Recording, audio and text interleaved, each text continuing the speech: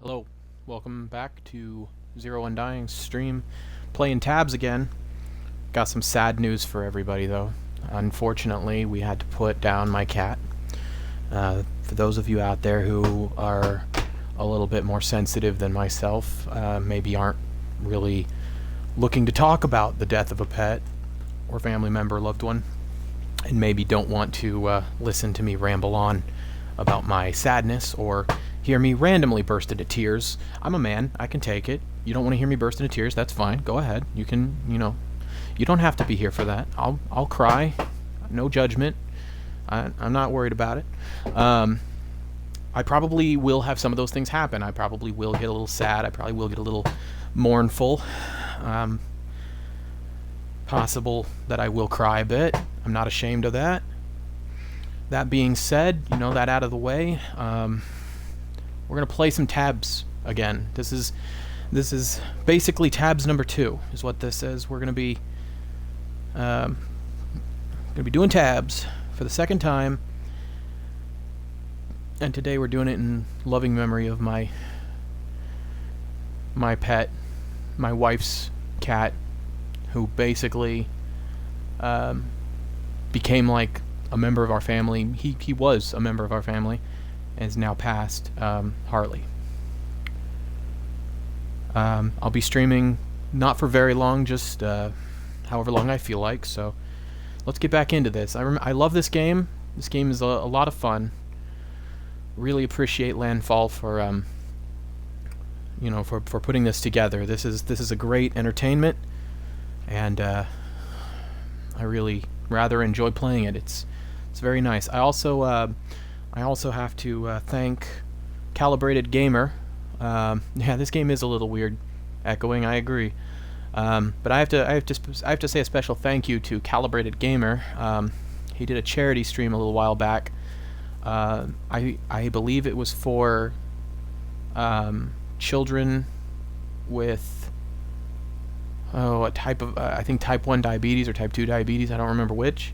Anyway, those guys are really great guys. I actually just got gifted a subscription to Calibrated Gamer for 30 days. They're good dudes. If anybody feels like checking them out, this is completely unsolicited. I don't know them personally. I just, I wanted to let everybody know who's watching that Calibrated Gamer has been, pretty cool.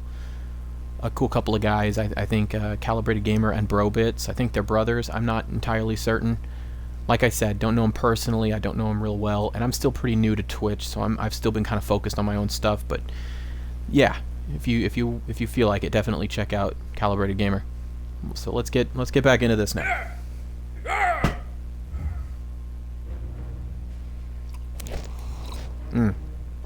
I almost kind of missed the oh my gosh, what did I just look away from? Holy cow, what are these?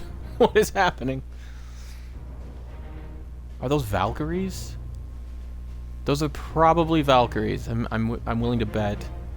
With the wings and the swords, and they kind of look sort of Nordic and Valkyrie-ish. But we were doing campaign. Last time we finished the introduction, so this time we're on to the adventure.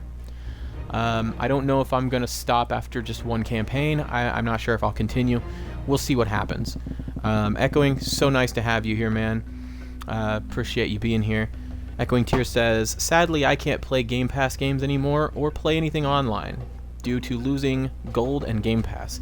That's a struggle that I totally relate to. It's kind of frustrating to have to constantly watch your subscriptions and to not always know exactly how am I playing this game today? Did I purchase this myself? Was this something gifted to me? Was I getting this from Game Pass, or was this a game with gold? Do I need to renew my gold to play it, or do I need to renew something else like Game Pass in order to play it? That minor frustration is obviously far outweighed by the category of games, the massive amount that is available to you if you do sign up for Game Pass, and there are some tricks to it, such as if you go out of your way to buy a year of gold first, and then you get like say for example a deal comes along where you get Game Pass Ultimate for $1 for a month, it will also transfer all of your existing gold into Game Pass Ultimate, which is nice because it's kind of like having gold and Game Pass at the same time, and you get to upgrade it a little bit. It saves you a little bit of money, which is kind of nice. Echoing Tear says, games with gold don't matter. Once downloaded, you own it. Game Pass is different. That is true. They are a little different, but I have had trouble with games with gold, where sometimes when you download one of them, you just don't have, you don't always have access to it 100%. You just... you only have access to it so long as your gold is still active. At least some of them, not all of them, but some of them have done that to me in the past for certain. I urge anyone watching who is interested in my cat Harley. I have a Discord set up. It's available from my page on Twitch. Please feel free. It's a permanent link. There's no reason it should ever go down. So if you visit my channel on Twitch and you feel like visiting my server on Discord, you can go there. I will have some pictures up of Harley. And I will make sure to put something in place where I can be certain that those pictures will never be disturbed or removed. And if necessary, I'll make sure to keep them backed up. Keep the files backed up somewhere so that I can always repost them, re-upload them. Whatever needs to be done there. But yeah, the other thing I wanted to bring up is I haven't announced it much lately. I haven't been talking about it, but I have access to everything. I think I'm going to try something. I'm going to try placing the oh my goodness gracious, that is the Reaper himself. I have no idea what. I don't know if that's going to be enough, just having the Reaper by himself out here, but as I understand it, the Reaper is a tremendously powerful unit. He might be able to solo this on his own. Very immensely powerful unit. I may try my hand at a little bit of a sort of a tactic here. Find me like a heavy enough frontline unit. Ooh, too expensive. Berserkers might be a good choice. I need something to go up here and sort of divert my enemies a little bit.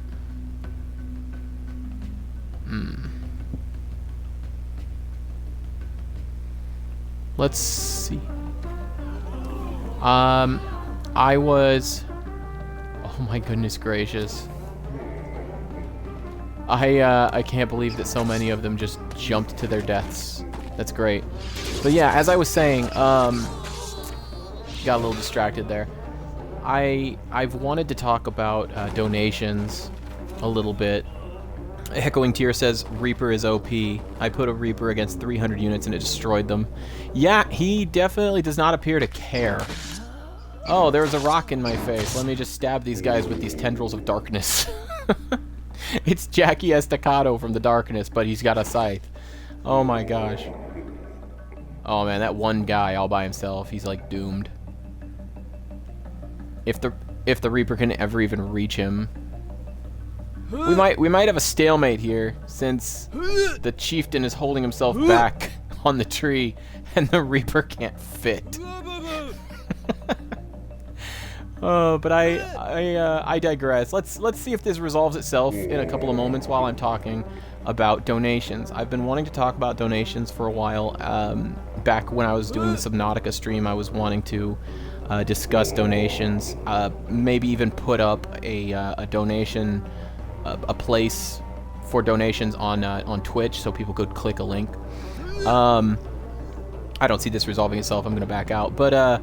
How do I'll figure out how to end this early and try again, and then yeah. But in the meantime, I'm just gonna keep talking. So, oh, that did it. Nice. The donations I refer to. Yeah, he's like, no, no, no, no. Ha! You can't get me! And then I took control of it, and it's like, oh no. That was great. But yeah, so donations. I have a donation link available. It is a PayPal link, and it is essentially, you know, it's just like PayPal.me/ my username, my Twitch name. I do not remember if there's any kind of a space. I believe it's just Zero Undying, all one word. So that should be paypal.me/ Zero Undying, I believe is all you need. Obviously, if anybody has any difficulties with that, please, you know, let me know. Go to my Discord server and let me know if you try to donate to me, and if you're trying to donate to me and my wife for, you know, the situation of our pet having passed and incurring bills. We are a very meager means. Just to put it in perspective for you, I do not, I'm not currently gainfully employed, and so I subsist on a Social Security, like supplemental security income from Social Security, and so that's the only way I essentially survive. I actually, up until this point, I've kind of tried to avoid talking about how I live, but it's not a huge secret. All my friends and family know, so I mean, it's not a big deal to talk about it. Just I guess it's just a little awkward to mention it in this capacity, like, hey, I'm super poor, donate to me. I'm lucky enough to be one of those people who I do own my own home. It's a very small home. I'm just gonna try this strategy again and see what happens. It's nothing major, nothing huge. Certainly isn't a mansion by any means. Very, very small house. And you know, I've gotten a couple of donations for my Minecraft realm, which I will try to share a link to that as well here on Twitch, so that anybody who might be interested in joining the Minecraft realm, it is an Xbox-centric realm, but I have a PC. I have friends with PCs who play on PC and join the realm on PC, so I mean, you're more than welcome to use whatever you want to use. It should be accessible to everybody on any platform that's cross-platform with Xbox through Microsoft. So let's give this a quick shot with the Reaper and a few archers and just sort of see what happens. Maybe I should have put all my archers to the south. Oh, I see it. Sets them on fire. Very nice. I feel like the Reaper is going to get a little overwhelmed, or not. Never mind. Yeah, the word OP might be an understatement here. I would say there's really powerful, like, meta tier. Then you've got, like, you know, above the meta is like overpowered, where it legitimately needs some kind of a nerf or some kind of an adjustment to be made. And then I think you have another level beyond that, which I would call broken. And I feel as though for the price here, I feel like the Reaper's a little bit broken. I'm just going to throw a captain in there. I don't even know what a captain does, but we're going to find out. We're going to see if the Reaper can just handle all these dudes by himself, pretty much. In any case, yeah, so donations, paypal.me/ Zero Undying to help me out, because I really do not have a whole heck of a lot going for me.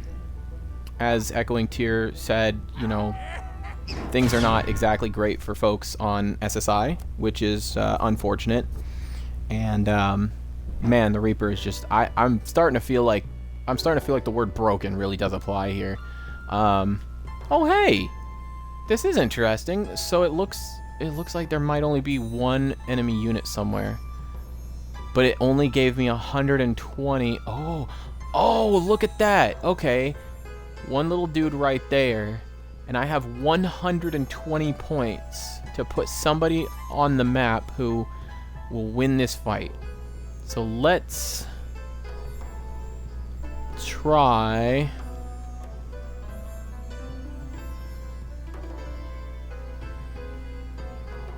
Can't do a hoplite. Ooh. Oh, can't do an archer. What about a spear thrower? I could do a spear thrower. One shot and it might be over. Also, I figured out how to slow motion.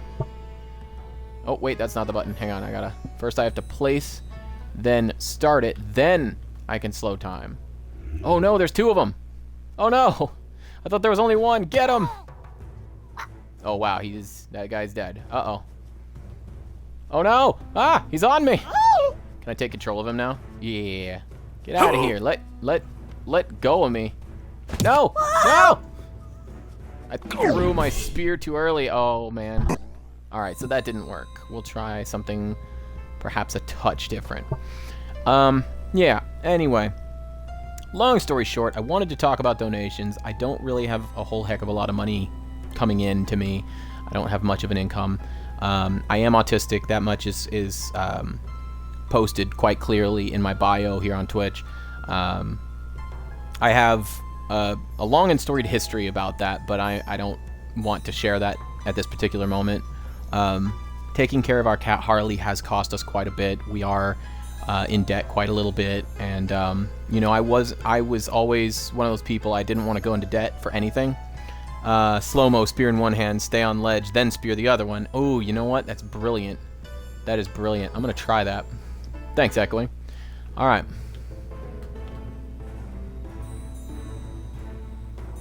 Oh, they both fell.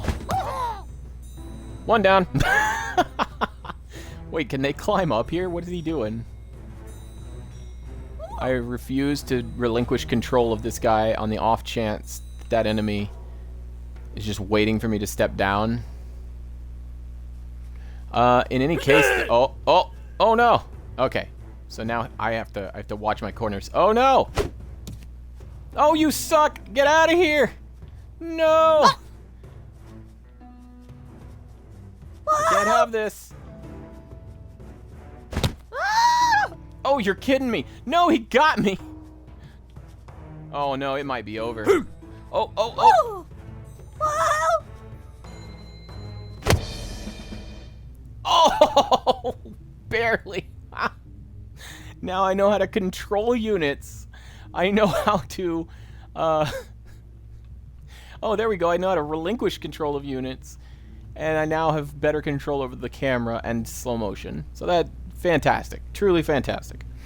But yeah, since I have racked up some debt, and Harley, unfortunately, due to his illness, did have to be put down. He was the best cat in the world.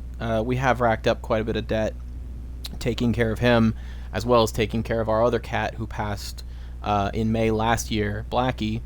And yes, Blackie was a black cat. We did not name him. We felt Blackie was a silly name for a black cat, but it was his name, and so it was. I started calling him Smushface. I started calling him Blackswell, but in general, it was just Blackie. That was just his name. Anyway, but yeah, so donations are greatly appreciated to help towards not only keeping my Minecraft realm up and running for all of my friends and anyone who feels like joining. It's just a survival realm, and there are some posted rules, and it's basically just do your best to try and be a team player. There's no friendly fire, so you know, please don't be griefing. Please don't be trying to harm other players or get around the lack of friendly fire. But yeah, the donations will be used towards that, as well as our currently accumulated debt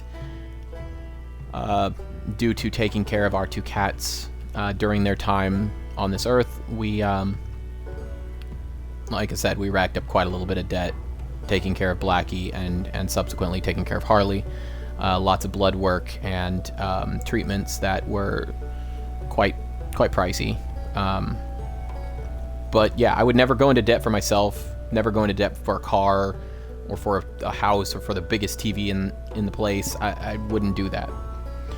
But I was more than willing to go into debt for for my cats, and even for my wife. Luckily, it hadn't come to that until last year, and last year was when it really kind of hit the fan, and we know Blackie definitely had cancer because everything just started failing at once, and we had dealt with one thing. By the time we had dealt with one thing, a symptom would pop up of another thing. We would do blood work. We found out he was diabetic. We started him on insulin. We found out his liver was starting to fail. We started him on a liver medication. We found that he was dehydrated and he wasn't retaining hydration, so we started him on fluids and potassium. He fell apart so fast, and I wish we had been able to consider, I wish we'd had the time to consider euthanasia, as I know a lot of people won't consider it, but it is, I think it's a lot better than allowing your pet, your family member, to suffer. Holy cow. Everyone is dead.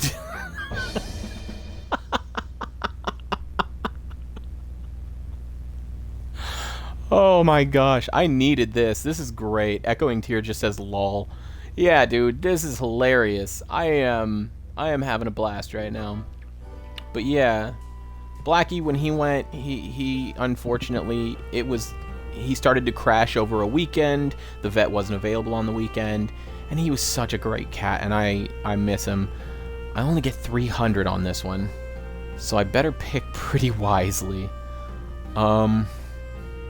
You know what? The potion seller, I believe the potion seller was one that I was playing with in, oh no, he's too expensive. Maybe not. I was gonna say the potion seller is almost like a little artillery unit guy. Here we go, a snake archer. Let's try this. Because it looks like nothing but bards, and so I guess I want to try and kill them without putting my own unit in danger. So we'll try this. But yeah, Blackie, he was a great cat. He had a personality all his own, and that guy just committed suicide already. My goodness gracious. Yep, just sort of threw himself off the cliff. AI's sort of dumb. Yeah, so Blackie, unfortunately, we didn't even have the time. It was over a weekend, vet wasn't available, and these guys refused to be taken alive. Well, you can't fault them for trying. The vet was available the next morning on a Monday, and I took Blackie in, and he was already so far gone he didn't make it. Harley, on the other hand, we had a chance. We took him in on a Monday. He had started to fall apart on a Sunday night, and when we got him into there, she said they would do what they could. They started him on fluids, potassium, gave him an appetite stimulant, helped him stay clean and tidy. They loved on him, gave him lots of pets, tried to get him to eat some nice, soft, wet food. And, man, this looks like a mess, too. It might be time for 2 Reapers. And, anyway, so, yeah, with Harley, he was in the vet's office. He's in, kitty cat hospital for, a little over a week, and we just didn't see any improvement, and he was starting to develop a really bad odor to his breath, and ulcers were starting to form in his mouth. He was dual Reapers. But yeah, it was absolutely awful. Everything just kind of fell apart all at once, and it wasn't what I wanted. It wasn't what I wanted at all, and we're sad that he had to go. We definitely wish we had more time with him. But he was the best cat. He had such a personality to him. Anybody who sat down on a couch or a chair in our house had better be ready. If they sit for long enough, Harley will find their lap, and he will cuddle them. And they had better pet him, because he will just sort of stare at you. He'll watch your hands. He'll headbutt you from time to time. And, yeah, he expected love. He was not a no-love cat. He was not one of those standoffish cats people talk about. Oh, I don't like cats. They're so independent and standoffish. I want somebody to meet me at the door. I tell you, Harley would often be waiting on the couch with his entire body aimed in the direction of the door. And you come through, he's got ears forward, eyes up, and he's just like, well, it's about time you're back. I haven't been petted for a while. Oh man, I love Harley so much, and putting him down was the hardest thing I think I've ever had to do. It's been kind of a rough year too, especially for my wife. She had Harley for 15 years. He would have turned 15, and we don't know when his real birthday was, but he would have turned 15 on February 20th. That was quick. I swear the clubber got the first hit, but the squire had the armor and just kind of powered through it. Good times. In any case, yeah, it was great having a cat, you know? They become a member of the family, they become a part of you. Okay, that was a lot of noise for not having anything on screen that I can see. I am positive that there are... How do I... I can do this. Oh. Hello. I see you. I see you. Are there others? Yep. Oh, there are so many. You know what though? They're all halflings. Because halflings are the only things small enough, tiny enough to hide in the grass. Oh, there's more over here. Are there even more? Yep. They're hidden behind the tree where I couldn't see them from the regular viewpoint. Oh man, are there some over here somehow? Did they somehow hide some over here? No? What about like right up under the tree maybe? No? That's actually I wonder if I can... I'm curious. Let me find like a really low tree. Here, this'll do. I want to see... Y button. Oh no, that's I can only look around. I can't actually stay that close to the ground and place units. Maybe I can just kind of cram this in there though. Oh, maybe. I thought I saw it. Nope, it's like not highlighting. Oh, there we go. Okay, I'm very curious. I'm very, very curious. Now I have to zoom way in.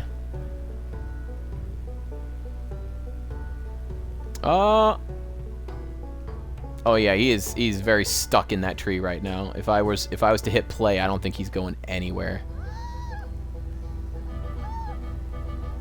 Oh man, there's so many more over there too. What the crud? If I can't get to them, then surely they can't get to... Oh my goodness, it's the Horde. It's Frodo's gang. Oh my gosh. Warning, Hobbit crossing. Are they able... Because they're very small. Are they able to get in here? Oh, the camera. Oh, man. There are so many. I wasn't even paying attention. I didn't even look to see how many, like, points I had to spend. Or how much I could spend on it. Oh, my goodness gracious. This man is crazy. Oh, look. They've even got the fur on the feet. They got very hairy feet. Hobbits do. Hobbitses. They got very hairy feet. My goodness, man. Holy cow. This is a absolute slaughter. Yeah, Echoing Tears says Zerg Rush, lol. Yeah, Zerglings. And clearly the Reaper is a hard counter to, Oh, look, there was a farmer in there. There was like one farmer and all the halflings. Forever. Oh my gosh. Echoing Tear also says, do you know why cats headbutt you?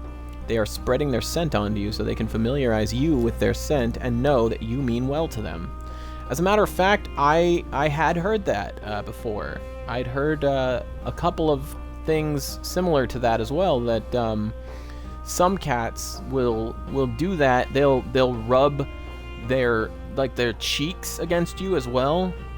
And sometimes they want you to pet them so that you yourself get their scent on your hands and it kind of marks you. Anything you touch on yourself also starts to kind of smell like them as well, and that it helps them identify you, especially if they're trying to identify someone who's friendly, and that way they will always be able to recognize you by scent. They almost always recognize people by scent, and oh my goodness gracious. I wonder what... Okay, so I know the longship. Like, I kind of know what the longship does. I played around a little bit on this. I know some of these units. Like, I know that the Jarl is a very heavy, high health, high armor unit. I know that the longship is being carried by these two dudes, and they basically just kind of throw it in the air, and it lands and does damage to any units unlucky enough to be under it. But I do not know what a Valkyrie does. I think that might have been what I saw on the screen. Yeah, on the main menu before I started. I don't really know if they're going to be worth it, though. And these Berserkers, I don't know what they're going to do either. Yeesh. Oh, well, wait. I think I only get 1,500, so I can't use a Minotaur or Zeus. I can't use the Reaper. I could use a Swordcaster. I think I used a Swordcaster once. I don't remember what they do. You know what I might try this pumpkin catapult. I have no idea what it's going to do. And I'll try to draw my enemies in. Oh, wait a minute. The Skeleton Warrior. I believe they do a thing where they cast fear on enemies and they start running in random directions or something. I do not remember for certain. Yeah, basically Echoing Tear says regarding the cat thing, basically they mark you as theirs. Yeah, exactly. They mark you as theirs, and that way, as long as you share their scent, you are a part of their recognized family, and they know that they can trust you, and it's pretty cool. I think some people misinterpret it as cats are jerks and they're only marking you as their territory, but in reality, I think it's more nuanced than that. You know, there's more to it than just, oh, they're marking you as their territory. I believe it's more of a familiarization of, it's like a family, it's like a clan thing, you know, and they want to make sure that they are going to recognize you as someone that is approved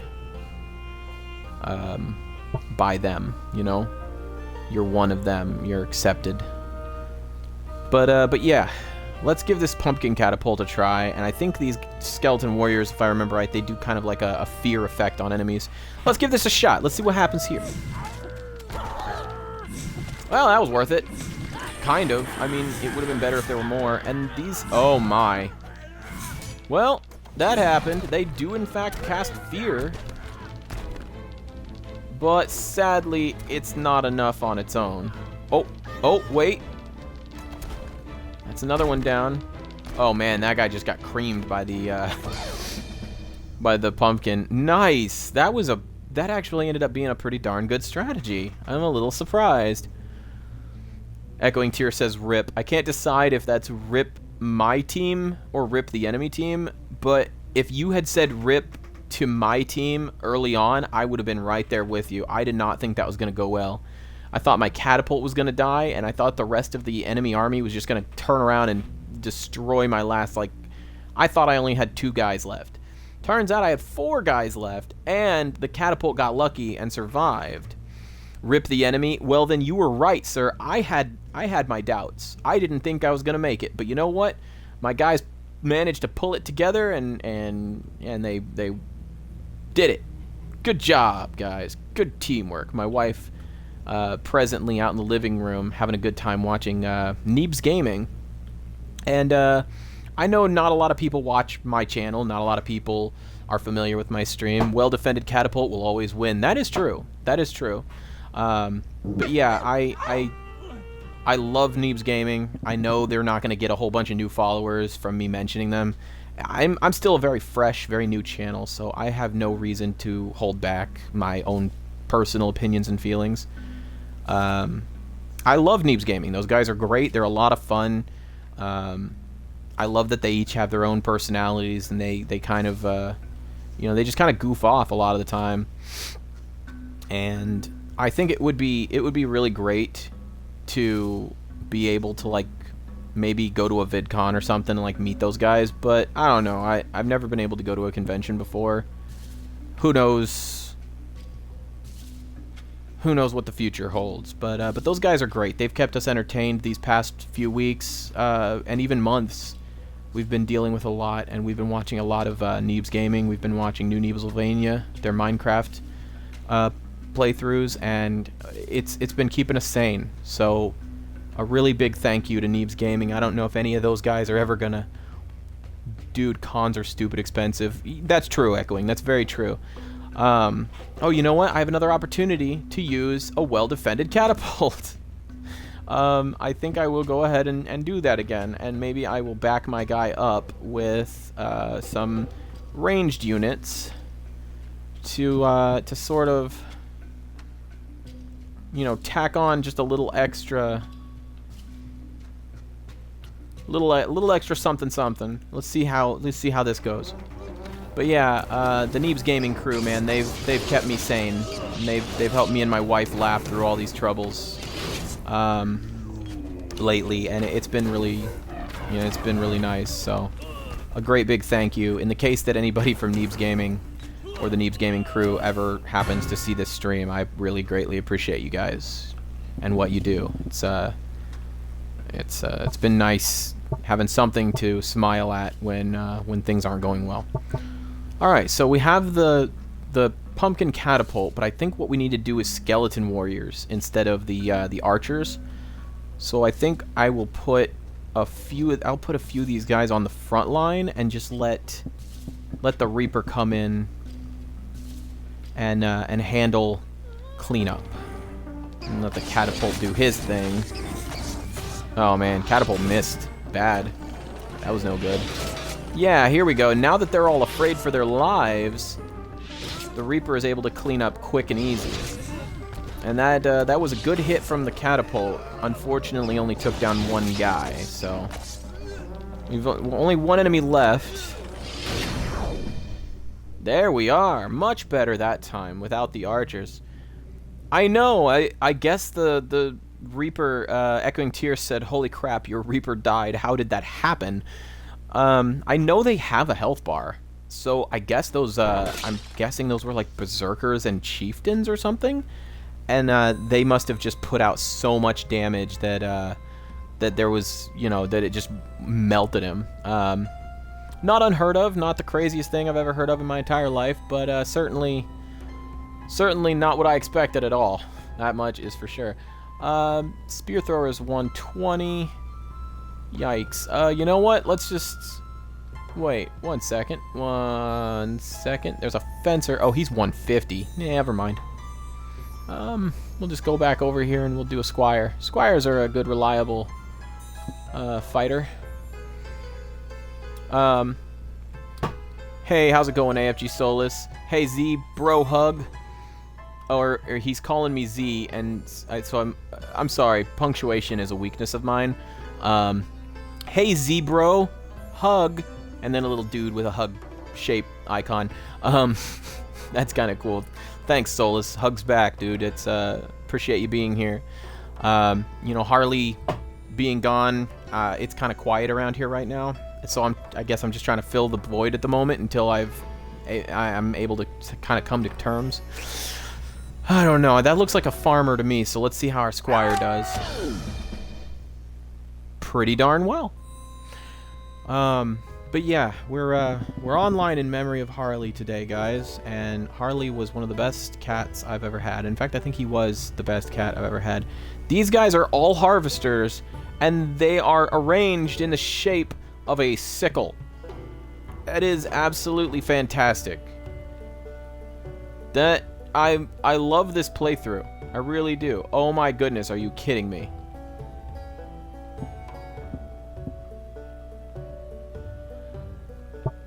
I can just reapers for days.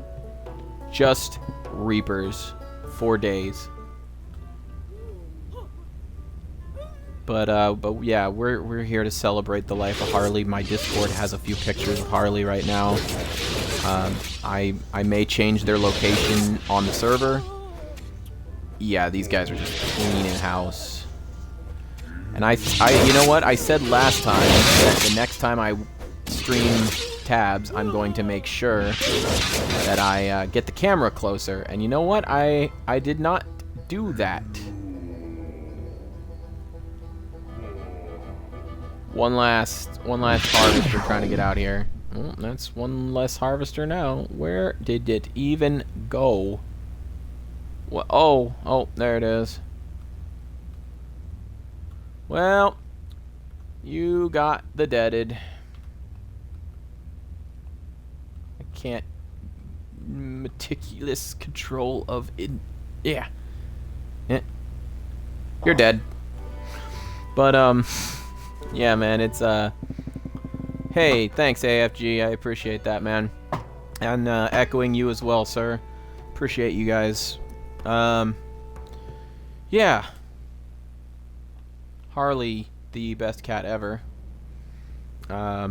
Everybody thinks their pet is the best cat, or their pet is the best pet ever. And honestly, I mean, really, I've had so many pets. I don't want to I don't want to bore anybody, but I mean, I've had several dogs, multiple ones named Mandy. In fact, even one of my neighbors had a dog named Mandy. Just absolutely hilarious.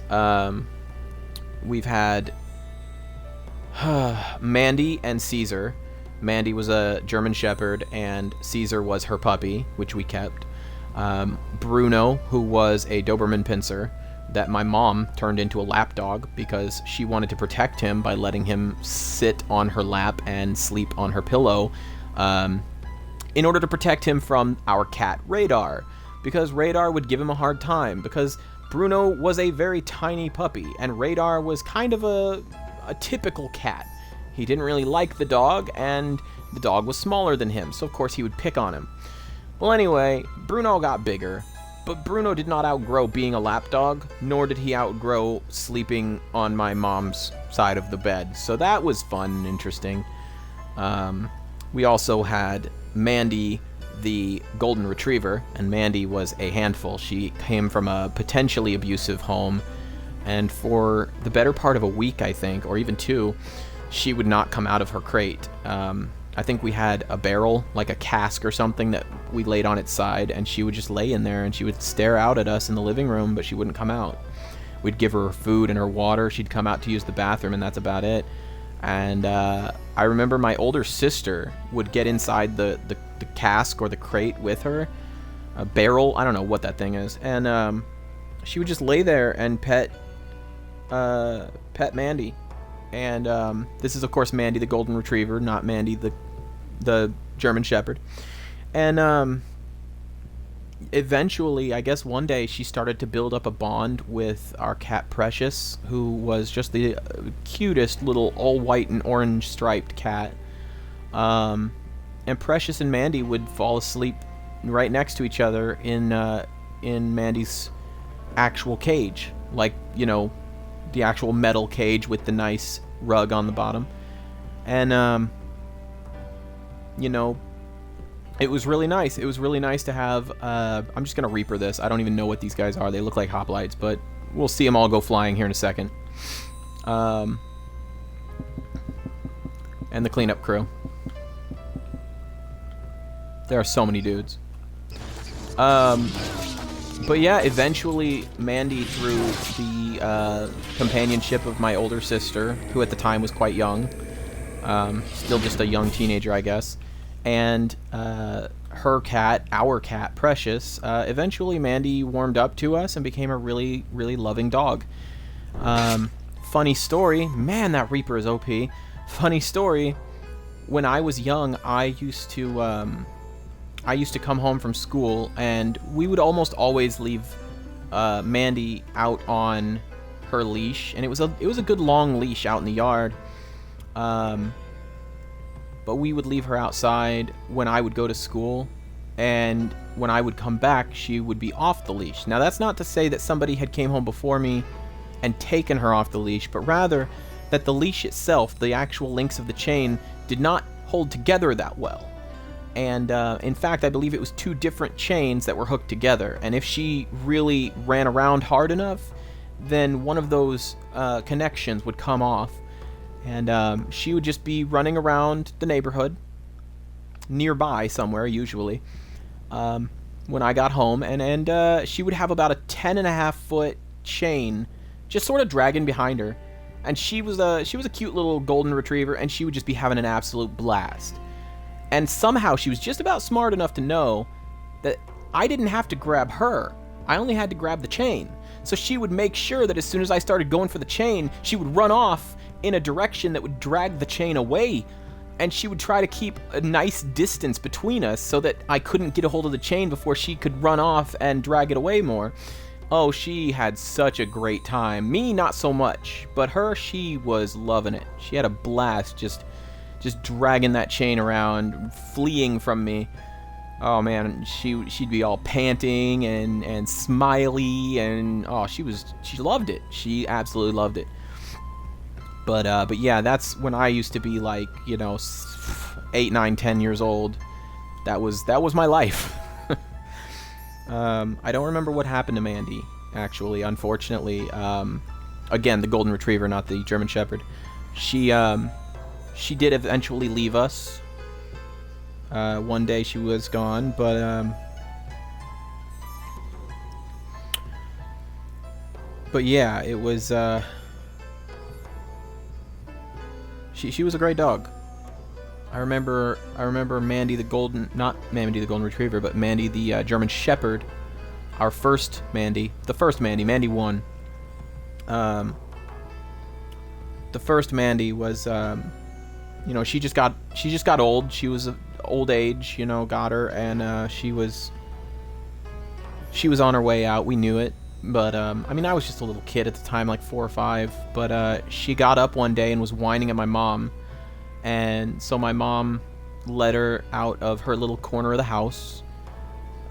She was getting to where she could barely walk and barely get outside to use the toilet, so she had her own little corner of the house where she could go to the bathroom on a little rug if she had an accident, and it was no problem. We could just clean it up. But anyway, one day, she knew, she must have known. She had to have known it was her time, because my mom says she got up, came out, and was spending a little bit of time sniffing at my mom, and then she went in there and bothered my dad, woke him up, was sniffing at him, and then she went to each of the kids' rooms, my room and my older sister's room. I actually have a younger brother who wasn't born yet at the time, and my little sister, who at the time was an infant. And after spending a little bit of time in each of our rooms, she went back to her little corner of the house, and she just laid down. She relaxed and got cozy. My mom went to bed, I think. She said she went to bed, and then the next morning she woke up, and my dad was already up, and when he had woke up, she was just gone. She just went peacefully in her sleep. She knew it was her time, and she must have wanted to say goodbye to everybody or something. I don't know. But yeah, and then Bruno, unfortunately, God bless his little heart, he actually was born with a hole in his heart, which was very unusual, I guess, but not so unusual for Dobermans. I guess it was just a little bit more common for Dobermans. Let me, real quick, I do not know how loud the sound is in this game. I just want to make sure it's not too loud. But yeah, the master volume is at 50% right now, and so I think I'm okay. Plus, I also have Twitch. Twitch is turned down a tiny bit, just to like 80%. Ah, there we go. Okay. Oh, well, that was it. Blink and you miss it, folks. But anyway, yeah, so, it's just the hole in his heart caused him problems, and I know one day I woke up in the night, my dad was taking him to the vet's office because he'd had a seizure. I guess he had seizures pretty often, part of the hole in his heart being there, and it was just, eventually his time came and the seizures got too bad, and the vet said, you guys need to put him down, and it's too bad now. it's getting worse, and you guys have given this dog as much time as he's gonna get. He was only about 4 years old, I think, at the time. But I do have that very distinct memory of waking up one night and my dad explained to me, you know, he has a hole in his heart and he's having seizures, and they were taking him to the vet to get him treated for it. Echoing Tear says sound is good on his end. Thanks, man. I appreciate that. As long as the music isn't too much louder than me, as long as I'm not having to speak up in order for you guys to hear me, I want you to be able to hear a little bit of the sound of the game, but I don't want to have to talk too loud in order to be heard. In any case, yeah, so poor Bruno, you know, he's only 4 years old, but I mean, they spent a lot of time and love and energy and yeah, money on him and keeping him happy and healthy. So, I mean, I've been through this plenty of times. But Harley was the first time that I've personally, as an adult, had a cat, taken care of that cat, been personally responsible for that cat, and come to really love him, and he just became a part of me. And having to put him down was the hardest thing I have ever had to do. Bar none.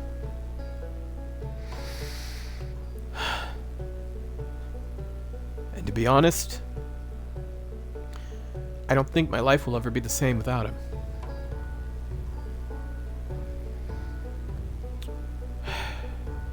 But this helps. Talking about it, getting to play a game, getting to have my friends here to watch and listen and to talk to, it's nice. It's really nice. I can't explain how, but it just makes me feel so much better.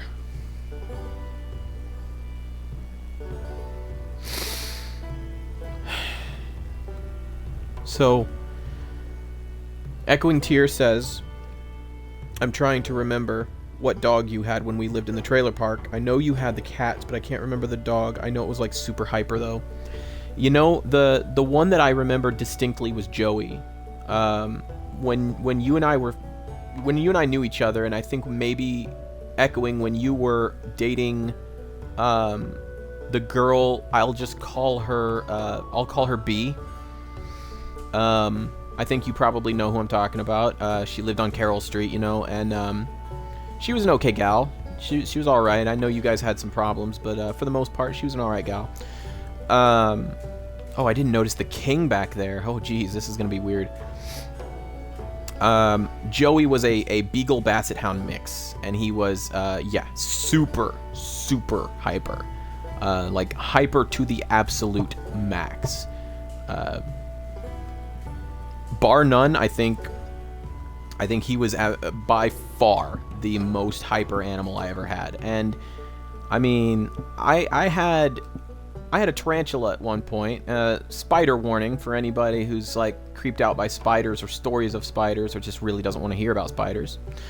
Yeah, exactly. I was just gonna call her B, but we'll say Brenda. It's fine. Anyway, yeah, that was Joey. Joey is the dog that I had at that time, and yes, he was super hyper. A little after Joey, I remember my little brother wanted a dog, and they got Yoshi, and Yoshi was absolutely adorable. He was like a mix of, like, he was a mutt, but he was like a mix of a Dalmatian and American Bulldog or something, and it was just like, he was a gorgeous and loving dog, and he had such bad allergies. I think he was actually allergic to us. Oh, actually, my wife is hollering at me from the other room. She's pretty sure he was actually only American Bulldog. Maybe he was a mutt or a mix, but maybe he was just American Bulldog and nothing else. But in any case, oh yeah, Echoing, if you had Golden Game Pass, we absolutely could murder stuff in Remnant. Remnant from Ashes, or Remnant from the Ashes, or something like that. But yeah, man, I mean, I had a tarantula named Charlotte, after the spider from Charlotte's Web. Love that book. It was a pretty good movie too. Actually, it was a really good movie. Quite frankly, they really captured the story of the book quite well. Anyway, yeah, Yoshi, you remember him, Echoing? Me and Echoing, of course, grew up together. Well, not really grew up together, but we grew up in the same place, and we got to know each other at a pretty young age. I was probably like 13 or 14 when I got to know T.A.B.S and Echoing, and they've been my buds forever. We've all kind of known each other for like a really long time, and so yeah, Echoing, you and me, super bros for life, dude. Anyway, yeah, Charlotte was a great pet. I've had a lot of pets, and Charlotte was still one of the ones I remember the best. Here we go, let's start this fight real fast. I remember very distinctly, I'm talking about dogs, I'm talking about cats, but I remember very distinctly that Charlotte was like one of the most interactive pets that I ever had. She did not necessarily really enjoy being picked up and touched, but she certainly did not hate it. It was, what a great angle to get at the last second. That's beautiful. That is beautiful. I got lucky on that. But man, there were so many guys. Protectors and shield bearers, and really it was just a lot of protectors and shield bearers, but wait a moment. What are these guys with like the skulls on their heads? Were those protectors? They look like cavemen. They look like they had shields. Yeah, they were protectors. Huh. Anyway, just, man, great timing on that. I was trying to control the camera. I mistook which trigger did which, but anyway, just great stuff. In any case, as I was saying, Charlotte would, my dad would open the cage, open the terrarium. He would reach in, he would get Charlotte. He'd be very gentle. He would place her on, like, for example, his hand or his arm. She would crawl, usually, a little ways up his arm, and then he'd get her on one of his hands and let her crawl across his hands. Sometimes, when she was in a pretty decent mood, he would lay her down on my mom's arm or hand, and, my mom did not care for that. Not a fan of spiders, not a fan of the tarantula, but my mom was a very courageous lady, and so as not to teach us to fear things that weren't doing us any harm, she toughed it out. She kept her composure despite really not wanting to have that spider on her. But in any case, yeah, Charlotte was a great spider. I have a very fond memory actually of her sitting on my shoulder. She was on the back of my right hand. She crawled up my arm and climbed up onto my shoulder, and I could feel her starting to, like, put her front legs up on my hair. Like, she wanted to climb higher. She just wanted to keep going. And I was, like, giggling a little bit, and my dad was like, now stand still. And I was like, oh, I'm standing still. It's just that she's being funny right now, and I can't help it. Maybe you should grab her, because she's getting a hold of my hair, and I don't want her to get, like, trapped or get under my shirt collar or anything, I'm just a kid, but anyway, so that was the gist of what I was trying to tell my dad. Oh, it's just one Squire. That's the only combat unit they have. Oh, geez, this is going to be really interesting how this goes. I think I know what I want to do. So yeah, we had that spider. She was great. I loved her. I used her for show and tell one time. Unfortunately, my mom babysat some, I want to say some snot-nosed little kids.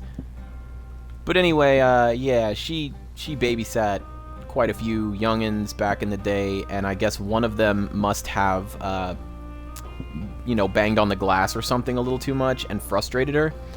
Because I remember one time my dad went to take her out of the terrarium. I must have been 8 years old. And she reared up at him and bared her fangs.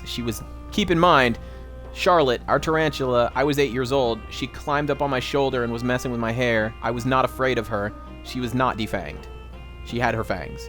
She reared back and bared her fangs at my dad, so he pulled his hand gently out of the cage and closed it, and he said, we're just not going to pick her up anymore. She doesn't want to be touched anymore. We're not gonna mess with her. So, anyway, yeah, fantastic. Loved that spider so much. Great story about my spider. who I loved to death. I also had, my mom had rats at one point. I had an iguana. My little sister used to have a gerbil or a hamster or something to that effect. I know my older sister had guinea pigs, and my younger sister one time eventually got a guinea pig. It was, how did we get one that wasn't defanged? Well, it was 1989, I think, when we got her. So it was like my dad got her way back, and was it 89? I don't know. I don't want to set a year or a date. Anyway, I was very little. I was very little at the time that we first got her, and we had her for several years, but she passed on before we moved into our newer house on Lawrence Street. So we had her when we were at Randolph, but by the time we got to Lawrence, she was gone. My dad still to this day has 2 glass jars with moltings of hers, and every time I see him, it just brings a smile to my face. Like, I just remember her, you know? 89, dude, I was 3. Echoing says, bruh, 89, I was like 1 or 2 years old-ish, depending. Yeah. It was a while ago. It was a long time ago, and definitely things were a little different back then, you know? So, but yeah, so Solus said a little while ago, and I didn't really pay attention to it, but he mentioned, hey Z, if you want to play some Minecraft later, I could make a new world. That way we could just destroy stuff, okay? And you know what? I appreciate that, Solus. Sometimes if you're having a bad day, or if you're in a rough mood and you just need to, like, blow off steam, I totally approve of using video games to just murder endless, innocent people and creatures. Video games are a great stress reliever. I totally approve of flying jets into buildings on video games. I totally understand if you need to, like, let off steam. I think video games are perfect for that. I myself, I don't really know if there's anything I want to destroy right now. I might want to actually go back to my Minecraft realm at some point, and I might want to just look at the horde of cats. The absolute horde of cats that I have in my Minecraft realm. They're everywhere, and I love them. I love them all to death. And I know a lot of other people who've joined my realm have complained of the lag. I understand the lag is a problem. I agree the lag is a problem. But frankly, the cats are not to blame. People have said, why don't we try removing all these cats? And I've said a couple of times, like, we're not going to do that. I had one person who I did give permission to attempted to remove all the cats from the area at the spawn area of our realm one time. And upon successfully removing all of the cats and successfully removing all of the areas that cats spawn, i.e. villagers' beds, we rebuilt, like, he went back and rebuilt everything, and the lag was still there, even up until new cats began to spawn. And so we are almost 100% certain cats are not to blame for the lag, but we do have something in the vicinity of about 50-ish cats just running around in the main spawn area. Good times. Definitely fun having so many cats running around. It's really cool. I love cats myself. I love all animals. And it is yeah, it is nice to have these memories and share them with others, especially on a day like today. A day like today where I had to ease the suffering of a pet that otherwise was going to suffer more, and that just wasn't acceptable to me. But luckily the euthanasia process was almost completely painless. They just sedated him, and he got real tired, he got real still, and he was, you know, he was completely asleep, completely calm, and then they went ahead and gave him the shot, and we just sat there and we pet him, comforted him, loved on him. He was surrounded by 4 people who truly loved him. The vet, one of the family members of ours, my wife's aunt, actually, who took care of him a couple of times. some years back, and my wife and myself, and he went peacefully. Very, very peacefully. Solus, I think Solus may have mentioned to me that he was only about 24, 25, and and that was maybe last year when I first got to know him. I don't remember for sure, but yeah, back in '89, he just says, Solus just says, "Geez, I wasn't even a thought yet." Echoing laughs at that, and then he says, "Also, if you want on the realm, you may destroy my house and everything in it." Honestly, Echoing, I don't want to do that to you, man. Even if you're never going to come back, I'd rather that somebody put it to use, you know?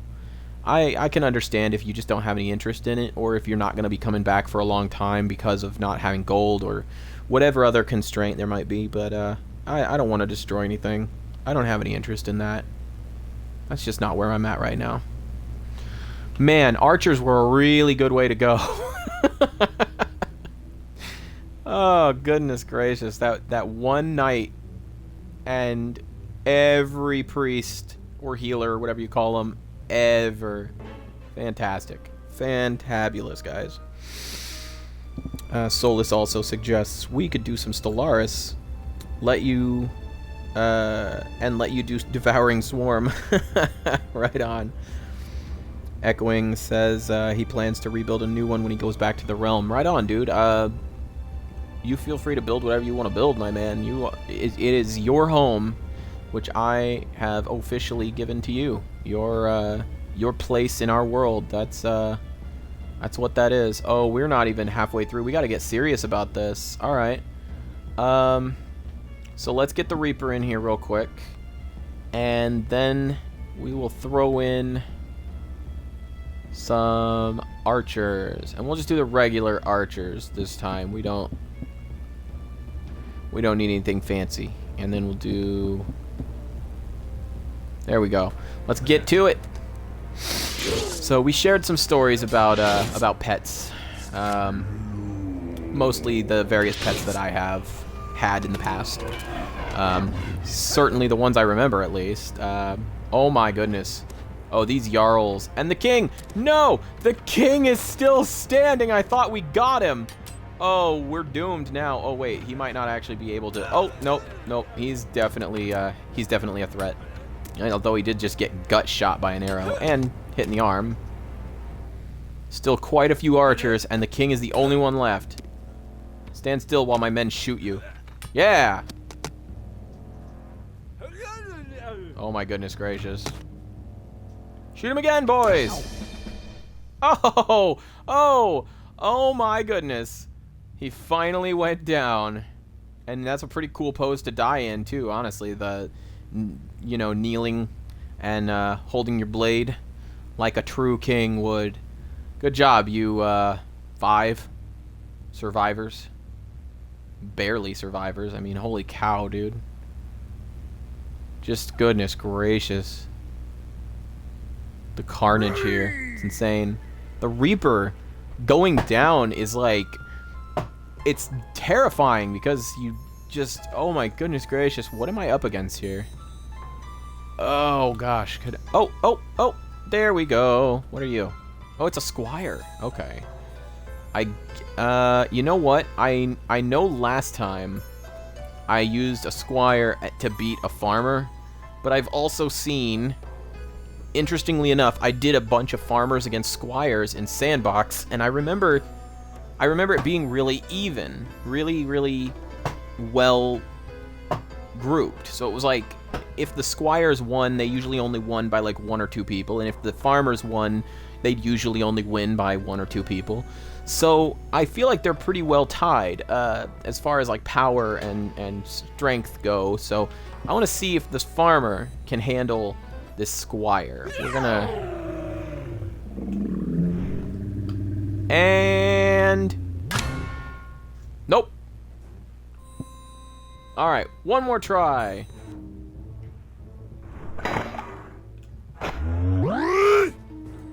Oh, snap. What? Oh, he fell. Echoing Tear says, I remember the big fish tank you had with the Oscars. I used to just sit there and watch them swimming back and forth sometimes when I stayed the night. Dude, yeah, I remember that too. And quite frankly, those dudes were a lot of fun to watch. It was always cool to have fish. I remember I had the one Red Devil, and I remember I had the one Jack Dempsey. But the other thing I remember is when I had the tank with the Piranha. And it was funny because I feel like the Piranha were not as, like, scary as Piranha would normally be considered. Like, you'd normally think, oh, don't put your hand in the tank because they'll nibble it to death and they'll do what Piranha do and they'll bite you hard. And they had some pretty scary looking fangs, but man, they were very tame. Very, very chill fish. I have a whole lot of enemies here and not real sure. Oh, I can use those potion sellers now. Although I kind of want to just use. You know what? I kind of want to use those potion sellers. Let's do that. We'll do 1, 2, and I can't make a third one, so I'll just spread them out a little more.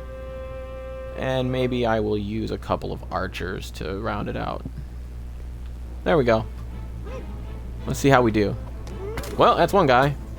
Oh my. And they're bards, so of course they turn around and they try to lead your men away, which doesn't work all that well because... Oh, really, dude? My guy hit my own people like a loser. Doesn't work that well when the guys you're trying to lead away are just ranged, huh? Man, I feel like these potion sellers are just... Oh my goodness gracious, guys, just... Okay, that worked. That was a good hit. That was a pretty good hit right there. Get him, archers. Pick him off, my man. Pick him off. Oh, he got one. Nice. Poor guy in the corner just getting, like, pelted. Oh, is he dead? I think he's dead. It's these guys. These are the last 3. Or is that dude alive? No, he's very dead. Okay, yeah. That, it was a slaughter. A complete slaughter. Oh, goodness. Scorpio, welcome. Thanks for being here, my man. Scorpio says, I had a pair of tiger Oscars and a pair of ornate Bashir, or Bakir, I'm not actually sure how that's pronounced, sorry, with a big Pleco in my big Predator tank. A big Pred tank. What's funny, I've never heard of Bakir or Bashir, but Placosimus, I love those guys. They're super awesome. I love them. They, especially when they're the darker colored ones, they just look like the fish version of like a stealth jet. It's great. They're awesome. Their whole entire shape is just so cool. I used to love, my dad had a tank that was like 180 gallons or something like that. Just a huge, like 200-gallon tank maybe.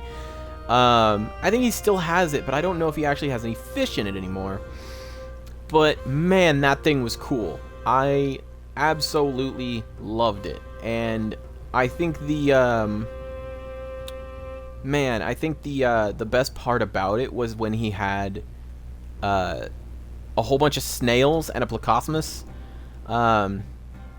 just sort of just doing their thing, keeping it clean, and he was adding a few small fish at a time, and he had started with a few little goldfish, nothing major, and because he'd had a couple of different kinds of fish in there before, and they had all, you know, eventually passed on from like old age, or, you know, they did what fish do. They swam around, they were lots of fun to watch, they were really cool to feed and everything and take care of, and they were real easy, low maintenance, and then eventually they go. But yeah, at one point after cleaning out the tank, refilling it, and setting it up for a different kind of fish, he started with some goldfish and a couple of, just a couple of like feeders, and then he threw in some neon tetras, which are just gorgeous. And after those, I believe he added some of those Popeye goldfish. They are hilarious to look at. They are the doofy, bug-eyed fish that they're like goldfish, but they have their eyes, they just pop out. It's absolutely adorable. And man, holy cow, I loved sitting and watching those. They were a blast to just sit and watch. And I remember he got a couple of other kinds of fish. They were all freshwater, pretty sure. And yeah, it was just... he had a bunch of different kinds of fish in there at one point, all freshwater. And every once in a while, after they would all either pass on or he had, you know, he needed to, like, move the fish around. He had, like, 2 other tanks that he used. He would either move the survivors to a new tank, one of the smaller tanks, and he'd, like, acclimate them and carefully move them and shift the pH of the water, make sure that they were, you know, happy and healthy and everything. And then he'd drain the gigantic, enormous, ridiculously huge tank, and he would start over again. And I think he's done that about 4 or 5 times now. But yeah, huge 200 something probably gallon tank. It's just enormous. Possibly less, actually, now that I think about it. I don't want to like lead anybody to believe that 200 is like a hard number. It could be more, but it also could be as low as like 120. I don't think I've ever asked him exactly how big it is, but I always assumed it was right around 180 gallons. And so when I say 200 gallon, that's like the high end. Pretty confident 200 gallon is like the absolute most it could be. Could be more, but I doubt it. But yeah, it could be much lower as well. Echoing says adorable until you watch their eyeball actually pop off their face. Luckily, dude, I've never seen that myself. And I'm very glad that that has never happened with me in the room. What am I doing? I need to be moving this along. Oh my. Yeah, get him. Get him. Don't jump off the edge. Oh my goodness gracious, man. Yeah, throw that apple. Do it. Throw it. Hit him. Hit him. Oh man, are you serious? I can't believe it. Oh my gosh. That is amazing. Yeah. Yeah. No. Oh yeah. Oh man. What a roller coaster here. Oh jeez. I was not expecting the one catapult to fire and destroy another catapult, and then to see the last catapult standing just almost get pushed off the ledge, but then they turned and almost threw themselves off the ledge before finishing it off. Oh, what a whirlwind that was. Okay. Whew. Let's see. Solus says, be back later, bro. I need a nap. We could do some Stellaris later if you want. Alright, Solus, man. You take care of yourself. I might not be on later. I'm probably going to crash. You know, I'll probably be falling asleep sometime. I don't want to say too late, but I mean, I don't know. I'm not likely to stay up forever, but no guarantees I'm going to fall asleep anytime soon either. It's been a weird day. Oh, and Scorpio is addressing Echoing Tear, but I'm going to read too because I want to know. Hoover, our Pleco, was 2 inches when I first got him. He was 13.2 inches and ruled the tank by the time I developed an allergy to one of the algae that would grow in there and had to get out of keeping fish. Oh my gosh, Scorpio, my man. Holy cow. More than a foot long Plecostomus just absolutely ruling the tank.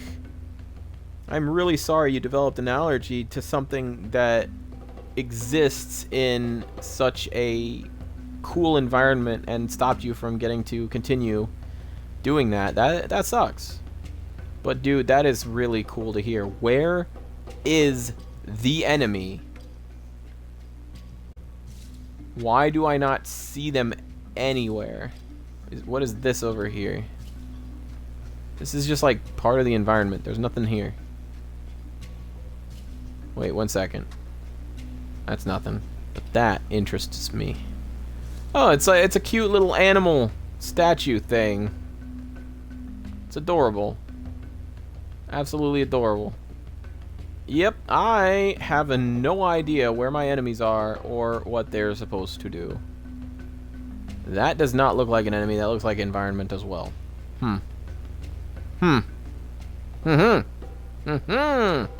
Perhaps the enemy is in here. You know what? I don't know what it is, but we're gonna find out Next time on Dragon Balls. No, I'm just gonna like make a couple of Reapers, and we're just gonna sick them on that guy who's in there, whoever is in there, whatever is in there. It is either going to die horribly, or it is going to absolutely wreck me, one way or the other. And we will find out which. You know what? I don't even want to like scare him off or anything. I want to use like squires as my foot soldiers here. There we go. Let's do this. Oh my. That lag indicates there's the possibility of there being more than just one dude in there. This might be a horrifying... Oh no. The horde approaches. Oh jeez. Well. Oh boy. You know what? It doesn't matter. They're all dead. Let that be a warning to anyone else who ever challenges a Reaper. What is there one back there? Oh, I can't even see.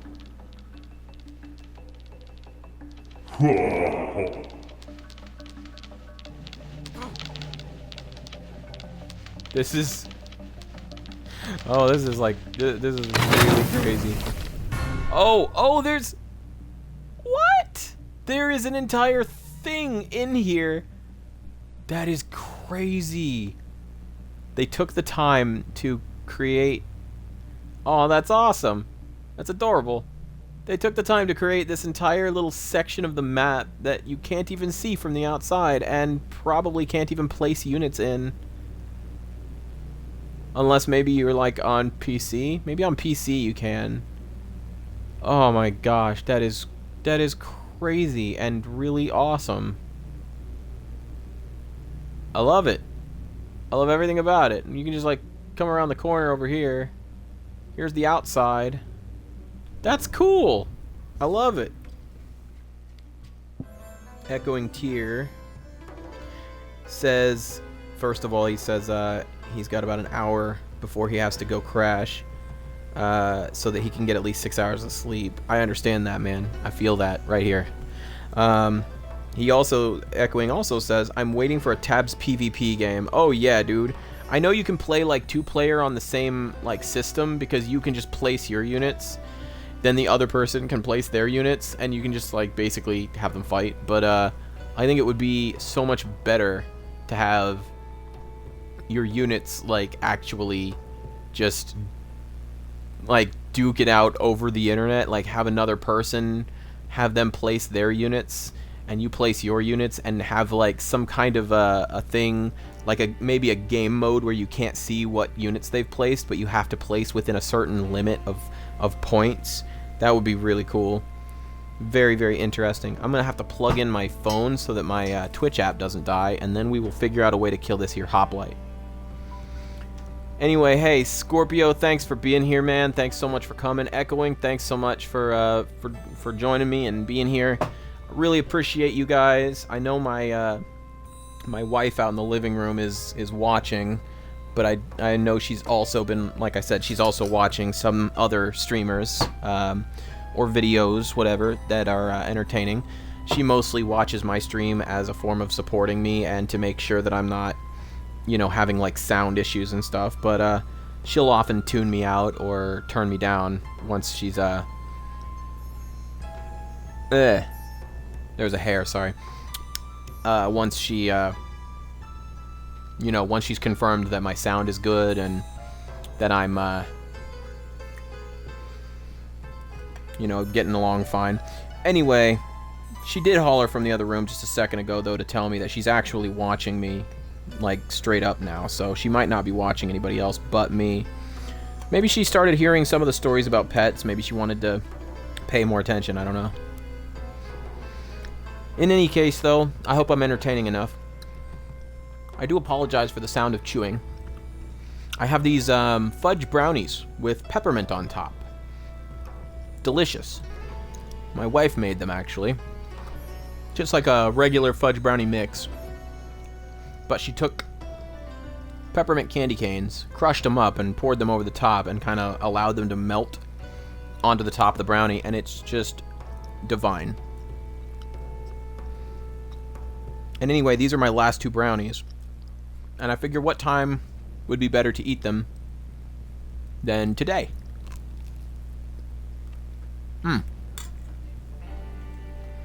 Also, I guess there was some peppermint mixed in, which I didn't realize, but now it makes a lot of sense.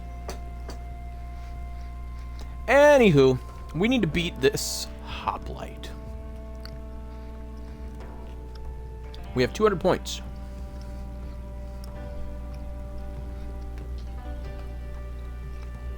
I can think of 2 strategies. 1, we lure him with a couple of other units, so he falls, hurts himself, and then has to deal with 2 units at the same time. A second strategy would be to use a ranged unit to try and pop him quick and early. And finally, a third strategy would be to overpower him with longer range or more powerful attack unit. Let's try the first one first and see what happens. Go ahead. Hop down. You know you want to. And it's over. Victory. Strategy 1 wins the day. Womp womp. Anyway. What? Okay. You see these 5 squires here. And then out of the corner of my eye, I noticed this horde of craziness.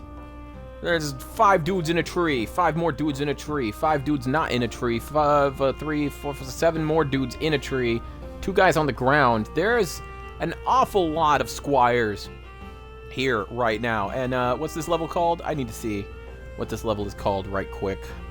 Absolutely not ambush. I believe that. Anyway. You know what? Let's just let the Reaper figure him out.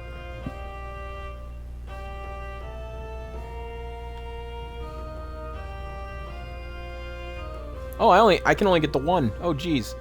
Then I guess skeleton warriors will have to do. Oh my gosh, I can still have so many skeleton warriors. Alright. There you go, guys. Oh, yeah.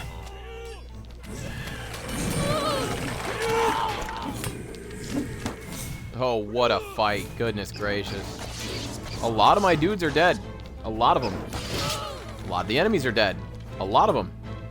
Some of these are just being chased around endlessly as they are running for their lives because they're afraid. Some of them are being hunted by the Reaper. And they have no chance against the Reaper at all. Yep, pretty much just picking them off. Taking them all out. Wow, he got his sword behind his back. He's handicapped. He's fighting with one hand, tied behind his back. What a champion! We actually won, and the dude fighting handicapped still is somehow alive. Literally one arm behind his back as he's chasing down enemy units, and just... I guess it's because Big Brother Reaper was able to just tear everything apart and rip the enemy to shreds. Didn't really matter that we were dealing with so many. Oh, one arm tied behind my back. Yeah. Easy to say that when you have a Reaper behind you. Scorpio says, keeping fish taught me that they were more emotionally advanced than I had thought. One of the Bashir, pronounced like the name of the doctor in Star Trek Deep Space Nine, and one of the Oscars would come over and seek out contact with me when I had to reach into the tank. Aww. Meanwhile, Echoing Tear is just super elated at the thought of peppermint fudge. Just awesome. Scorpio continues, I never hand-fed the fish, but those two would always come over to be petted. The Oscar would almost sit, in a way, on my hand, and the Bashir would lay across my forearm, nuzzling its nose tubes against the inner crook of my elbow. That is absolutely adorable. And my friend, I hope you have some kind of a picture or something of that. Otherwise, you just have the memory, which is fine. But man, I would sure love to see something like that. That just sounds fantastic. That is, and you know what? You absolutely are right. The fish are quite a bit more emotionally advanced than some of us may think. I remember stories of goldfish remembering their owners, their faces, their facial features, and even getting excited when they see their typical caregivers showing up to spend time with them. It's really quite remarkable. I really love the animal kingdom. I love the new things we learn about them all the time. I'm always fascinated to hear new stories about, you know, the animal kingdom in general, and you know, where I guess where our understanding is going, you know, like just how we're coming to understand more about them and how that is influencing, you know, the world. I am not sure exactly how to face these 4 mammoths, but my first instinct is to just go for the triple reaper with a pumpkin catapult setup. So I'll probably do that first, give that a shot. I'm just gonna have to put this back here a little ways. There. All right, let's try this. Gonna get a little bit of an overhead camera here, and boop. Oh yeah, that definitely hurt him quite a bit. It appears that the Reapers are not able to insta-kill such a large enemy as the mammoth, and so they're relying on their sides. The one Reaper has managed to hold off the 2 mammoths long enough for the catapult to help and do work. It also, though, oh, yep, there are 2 dead mammoths on one side, and these guys managed to get up the stairs and are taking the fight to the last mammoth. Reaper OP, do not nerf. Please don't nerf. I think my catapult was destroyed. It was destroyed. I thought my catapult made it, but I guess the mammoth must have gotten to it. Darn. Yeah, I was always a fan of those neon tetras, as I was talking about before. They're very beautiful fish, and they are a lot of fun to watch as they, you know, sort of move about. They're very quick little fish, and they're just very entertaining. Oh boy. Huh. No, this is gonna be different. Let's try something.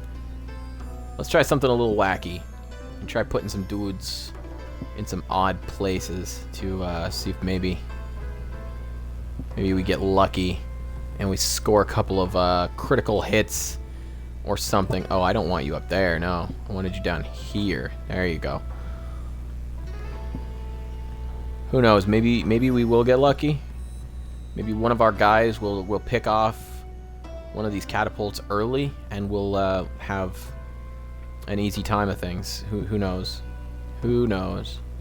Either way, I want to spread my units out as much as possible to avoid a cataclysmic destruction of my army all at once. That would just be not a good. That would be a not good for sure.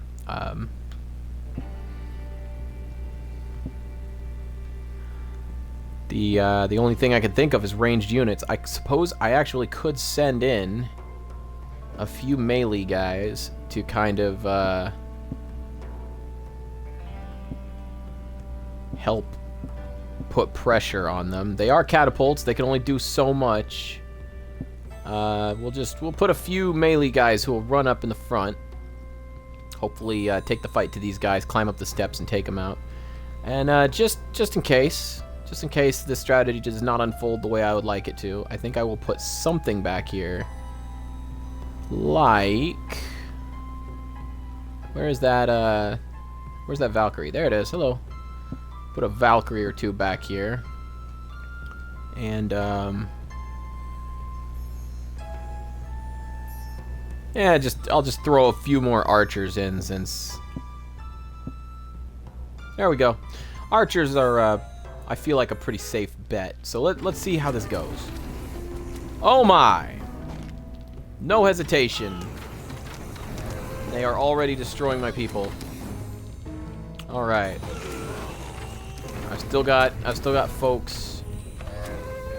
Still got folks moving around, taking the fight to the enemy.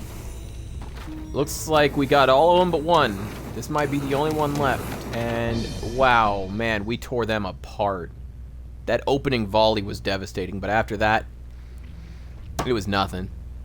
That was a piece of cake. That was overkill on my part. And again, we are in another level where I do not actually know what our enemy is. Oh, there he is. I see him. I see him. Right there. Looks to be a berserker? Possibly? Let's see here. My wife from the other room is asking for a Harley story. And you know what? I think I should give a Harley story. I think I should tell about the very first time I ever saw Harley. No, on second thought, because that's really boring. Sure, actually, I'll tell that story, but then I'll go to something else. So the first time I ever saw Harley, he was standing on a piano at my wife's mother's house. At the time, we weren't even dating. I was just getting to know her, and I think that we were sort of in that stage where it was like we're officially interested in each other, and we want to, you know, get to know each other and everything. But we're not quite to the dating phase just yet at that time. And so I went in, and I was welcomed in, and I was there. I'm sorry, one moment.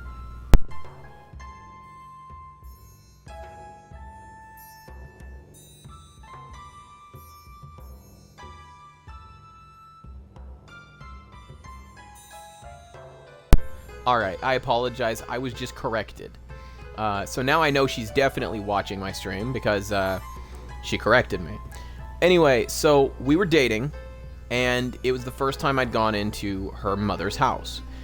Harley was standing on a piano, and I went up, and my wife very specifically introduced me. She pointed out a couple of the cats, but specifically introduced me to Harley. She said, "This is my cat, Harley." And I remember he was very affectionate, and you know, he was very much enjoying the pets that I was giving him. Beyond that, there we go. Wow, that shot looks like it was below the belt. Well, it was, but it was in the thigh, so thigh shot. Well, my poor squire is dead, but at least my archer survived. Good job, Archer Jim. Anyway, so Harley was standing on the piano, and my wife pointed him out to me, and she was just kind of telling me, you know, I've had him for a long time, and I remember reaching out, and he was instantly affectionate. He loved the attention. He just wanted the pets, all the pets forever, and nothing but pets. And he was a great and loving cat, and I remember that being pretty much it. After that, I remember we dated for a while. We got to know each other. I believe we became affianced, and even were planning to move in together. And at about that time, I think that she had moved in, he was diagnosed as being diabetic. He'd been losing weight, he was sick, he wasn't eating, or he was eating way too much, I don't remember. In any case, the obvious warning signs of diabetes, and being that he was, you know, they got blood work done and found out he had diabetes, they needed him to start on insulin, and so my wife, not sure that she could handle that, immediately turned him over to the care of her aunt, who is kind of a crazy cat lady, but she really loves them dearly, and she's very, very good with them, and she knows a lot about them, and is even a part-time employee at a veterinarian's office. Anyway, after we'd been married, I want to say, even before we were married, I think, actually, she went to get him from the vet's office, and we were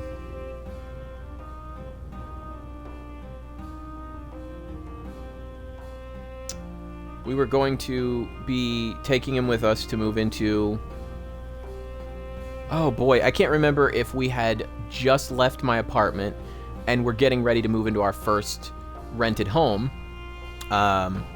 or if it was after we had gotten married and had just moved into our first rented home.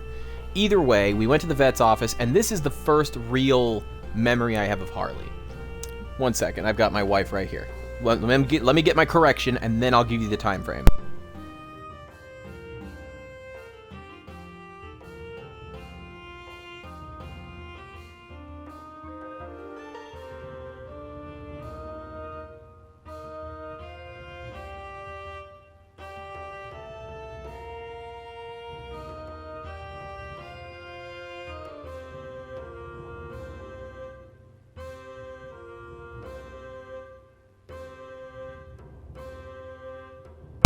Okay, so the correction on the timeline. We had already been married. Moved out of, I love you, dear.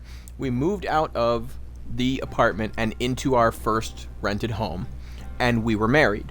We had been married for maybe a month. And at that time, we went to go get Harley back from the vet's office. Andrea, my wife, was living with me in the apartment before that, and we didn't have our own place. That's why she needed to leave Harley in the care of her Aunt Alice, the wonderful cat lady. And this is where I met him for the first time, was at the vet's office. We were there to pick him up and take him back and have him at our first rented home, an actual home, even though it was rented. And it was really great. It was like she handed him off to my wife, who grabs him, pulls him close to her, and is holding him. And he is fine with being manhandled, which was the first thing I noticed, was just she hands him over and she gets him kind of like under the arms and holds him up to her shoulder, and his whole entire body is just dangling. The very first thing I notice about this cat is his entire body is the length of my wife's torso. I measured him later on because I was like, good golly, he's so big.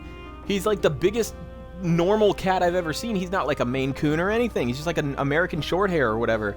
And I measured him. He was 22 inches from the tip of his nose to the base of his tail when I could get him to sit still.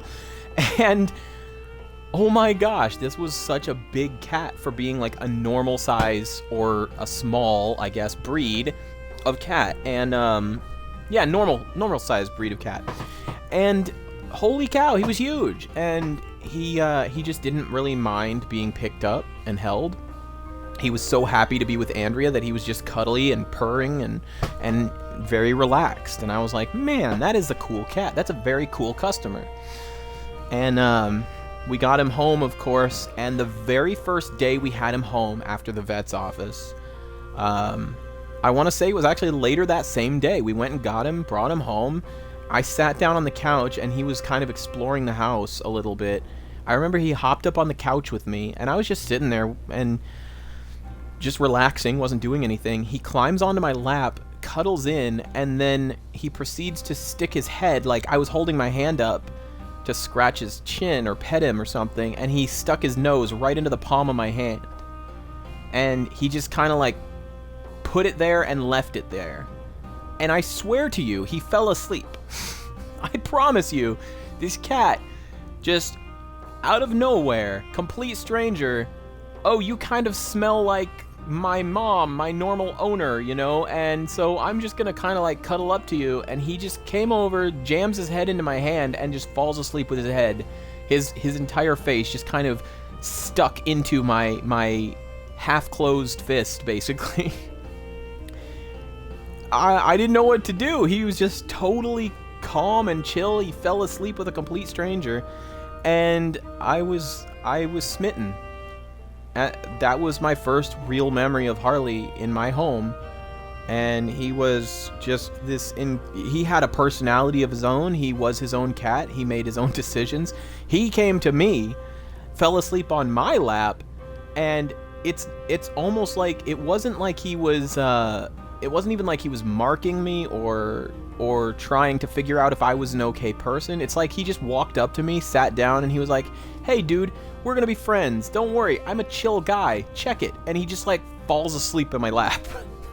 It's just with his head up in my hand. Just, oh my gosh, I'll never forget that, because I've never had that kind of an experience with a cat before, and I really do not anticipate having an experience like that again. But oh my goodness gracious, that was a memorable moment for me. That was like the first day we had Harley home from the vet's office after the whole diabetes thing. And I remember thinking I wasn't sure if I was going to be able to handle giving insulin. So another actually thing I remember is it might have even been the same day before we went home, but I remember Alice, my wife's aunt, telling us how to give him insulin and showing us what to do. Oh, heartwarming pet stories. Thank you, Scorpio. Yeah, dude. And I remember she was showing us how to give insulin. And she was using like a saline pack, and so what she did was she took like a normal insulin needle and she stuck it into the saline pack through the little thing you're supposed to be able to draw from, and she would draw out a couple of units, show us the technique with her hand, like how to draw up their skin and everything, and then how to like inject the insulin. You know, she was just injecting salt water, you know, saline with a little bit of potassium supplement to it, but yeah, she was showing us this. She was explaining how to give insulin, and I just remember the the funniest thing. Harley didn't move an inch. He just hunkered there. He just sat there, totally calm, as my wife's aunt is just repeatedly showing us, like 2-3 times. She shows us how to do this and how to like what she called tent the skin, and then inject insulin, which we would have been using insulin, but you know, we were using saline, and we were basically just giving him hydration, just subcutaneous fluid. And I just thought, this is the craziest thing. Like, I feel apprehensive about using a needle on this cat, but this cat does not care. He is not even a little bit showing any worry or concern at all. And oh geez, great times, man. I love that cat so much, and he will remain in my heart forever. It is just, I really can't express enough that he was just like, he was a part of my soul. So really glad to have these memories, and I'll make sure to upload this to YouTube, and I'll make sure to put it on I'll make sure to make an account on like Library or something, and put this video up there too. That way I'll never lose this video and these memories, you know? Anyway, Echoing Tears says, that reminds me when Kat and I lived in Arkansas. We had a little couch outside on our balcony area. I was sitting out there one night just relaxing. This little calico kitten came out of nowhere and hopped up on my lap, looked up at me, then just fell asleep. Dude, I've never had that kind of experience except with Harley. But yeah, dude, it's like they just, I don't know, they know or they sense something. It's like they give you a few seconds to prove them wrong. Like, they hop up on you and they're like, okay, if you don't do something like a jerk in the next 5 seconds, I'm going to approve of you. I don't know, man, it's weird. But you can always trust a cat to do what they want and behave however they feel like behaving. So, you know they're genuine at least. Man, Reapers just clean house every time. Without a doubt, Reapers are just devastating. The most devastating unit I have used thus far. The only things that seem to stop them are really high damage units in pretty decent numbers. So I'm just gonna Reaper it up again, because Reaper, Reaper one more time. Once is never enough. I'm gonna try this Swordcaster to back him up. I remember Swordcasters basically just throw swords. That's pretty much it, but I don't know much else, really. Oh my goodness gracious. Get dead. What even is this? He has just bowl cut. He's all locked away. His hands are locked up. His, like, neck is chained, I think, possibly to the armor that he's wearing or something. He's just swords, just floating around him using his super mental powers. They also have keyholes. Why are they locked? How are the swords locked? Whatever. That seems ridiculous. That's like the dude you do not want to run into when the people escape from the insane asylum and the one guy is using telekinesis to carry swords around so he doesn't even have to worry about the straitjacket they put him in. That's horrifying.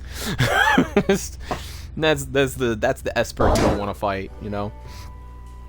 Oh, but anyway, I remember a couple of other things about Harley. This one time, we had just gotten our cat Blackie, and he was sort of a rescue, but not quite. Basically, the woman who already had him was not able to keep him due to unforeseen and inexplicable circumstances. And so she had heard that we were pretty good with cats through a family member, and she was willing to let us take him. So we took him, and we did everything that we could, think of to make him comfortable. We made sure he had a blanket that had his scent on it that we kind of rubbed on everything in the room. We made sure to isolate him in one room so he had one small space to deal with to begin with. And we just kind of, gave him his space, gave him his time at first. And Harley desperately wanted to hang out with this new cat, but for like almost 2 days or something, he didn't get to. Blackie had his own food, his own water, his own litter box in his own little room. And Harley would walk up to the door, stick his nose under the door and sniff, and then whine. He would just call out and meow, and he wanted so desperately. He's like, I know there's a friend in there. You can't keep me from him. But Blackie had a completely different attitude about Harley. I remember we tried the one time to acclimate him to the home and to acclimate him to the other cat. We put him in his carrier where he felt safe and comfortable. We covered it with a towel so that we could restrict the amount of space where he could look around and see things. And then we brought him out into the living room, and we let Harley approach and sniff around, basically letting them get used to each other's scents a little bit. And then at one point, we were going to do the opposite. We were going to take Harley and put him away, possibly in Blackie's little small room, and let him kind of explore and smell around, smell Blackie's scent around the room, get used to him, while letting Blackie free in the rest of the house so he could have a little bit of time unmolested by other cats to kind of take that time to acclimate with the area and with the scent of Harley. Well, anyway, long story short, Harley instantly wanted to play the moment those two were cut loose together and would try to approach Blackie. Blackie was just not feeling Harley's vibe, and it's hard to say exactly how it went down, but essentially he would hiss and run away. Hiss and run away was his kind of default state. And Harley was not okay with that. Harley did not like being left out. Oh, the fire finished him. Nice. But yeah, Harley, he kept trying. He never gave up. He wanted to play with Blackie, and he never stopped trying. And I think one of my absolute favorite Blackie moments, because Blackie, he was our cat. He loved us. He would climb up on us and fall asleep. He would relax with us. In fact, if Harley was on the couch already, like laying down, sleeping, not moving, and Blackie had the opportunity to join him, he would. He would get up there, right up next to him, even sniff him, and then lay down and fall asleep, and we'd come into the room and see them both sleeping back to back, as cats often do. But yeah, if Harley was awake or even looking in his direction, Blackie wasn't having it. But I remember one time, after we had moved into our current home, the home that I own, the home that we own, Harley and Blackie were both able to get out of their cages at the same time, explore the space. Blackie really liked it here. It was like a new home that didn't already smell like another cat, and so he was able to explore freely, and he felt more comfortable, I think, because him and Harley each were both brand new to this space. And so Harley, it wasn't already Harley's home, it was Blackie's home too. I think that made him appreciate the space more. I will never forget this until the day I die. Harley and Blackie in this home together. Blackie did not like Harley. Harley loved Blackie and wanted to play. One day Blackie is like sneaking up on Harley. Harley's not paying attention. Blackie gets kind of close, runs at Harley, gets within about 6 inches, and then stops dead. Then he like almost rethinks what he's doing, turns, and walks away. It's like for a brief moment, he was in such a good mood. Out of nowhere, he decides, I'm gonna sneak up on Harley and I'm gonna get him. I'm gonna play with him. And it's like at the last possible second, he stopped. And he's like, what am I doing? I can't play with the enemy. I have to go rethink my life. And he just walked away.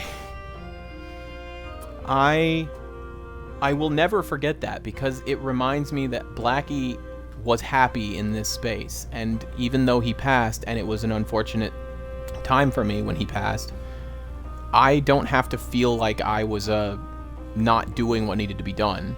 I'll try this mammoth since it's the exact cost that I have available.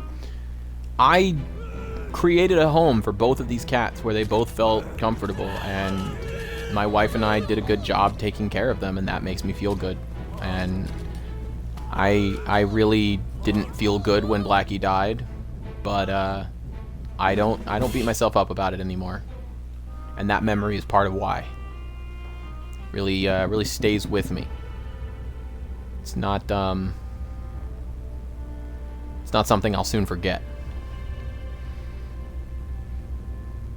Yeah, Echoing Tears says, lol, it was like, I like you, friend, but you can never know that I like you.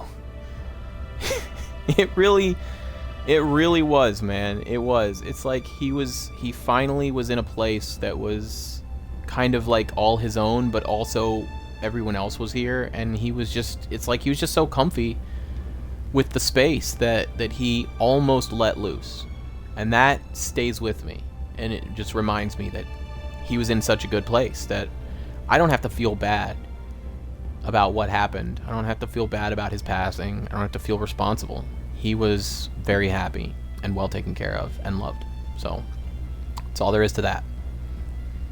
I will need to come up with something here because this looks treacherous. But you know what I think I'm going to do is I'm going to let the Reaper, who is an absolute monster, handle the enemy as my archers move in and take them out bit by bit. We're going to see what's going to happen here. Holy mercy, a bunch of my dudes are frozen now. That's okay. Yeah, just kind of doing Reaper things. Just picking people off. Being a Reaper. Letting the archers set people on fire. Fire against ice. Yeah, that'll do it. That will do it. No mercy from the Reaper, folks. No. Oh my, he actually looks pretty ticked. I came here to do two things. Kick butt and chew bubblegum. And I don't have cheeks or saliva. Alright, anyway. Moving on. Oh, goodness gracious.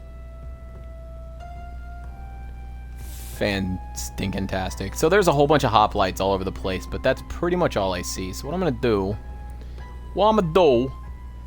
is I'm going to place a Reaper here and a Reaper here, and we're just gonna let them go nuts. Have fun, guys. Oh, whoa, what did I just miss? Just something. There's an archer over there. 'Tis an ambushal. 'Tis an ambushal. This Reaper over here just tearing butt. This guy over here, he's... I can't get through the wall, but I can still kill all of you. Oh, geez. These guys are absolute beasts. The word broken comes back to my mind. I mean, there are definitely things that defeat them, but not much. Holy mercy, dude. Echoing Tear says, you just need to adopt all the kitties and have a kitten avalanche in my house. Dude, or have a kitten avalanche in your house. He's referring to me doing it and having a kitten avalanche in my house. And honestly, I am 100% on board with that, dude. This poor guy is stuck between a Reaper and a Reaper place, and now he's dead.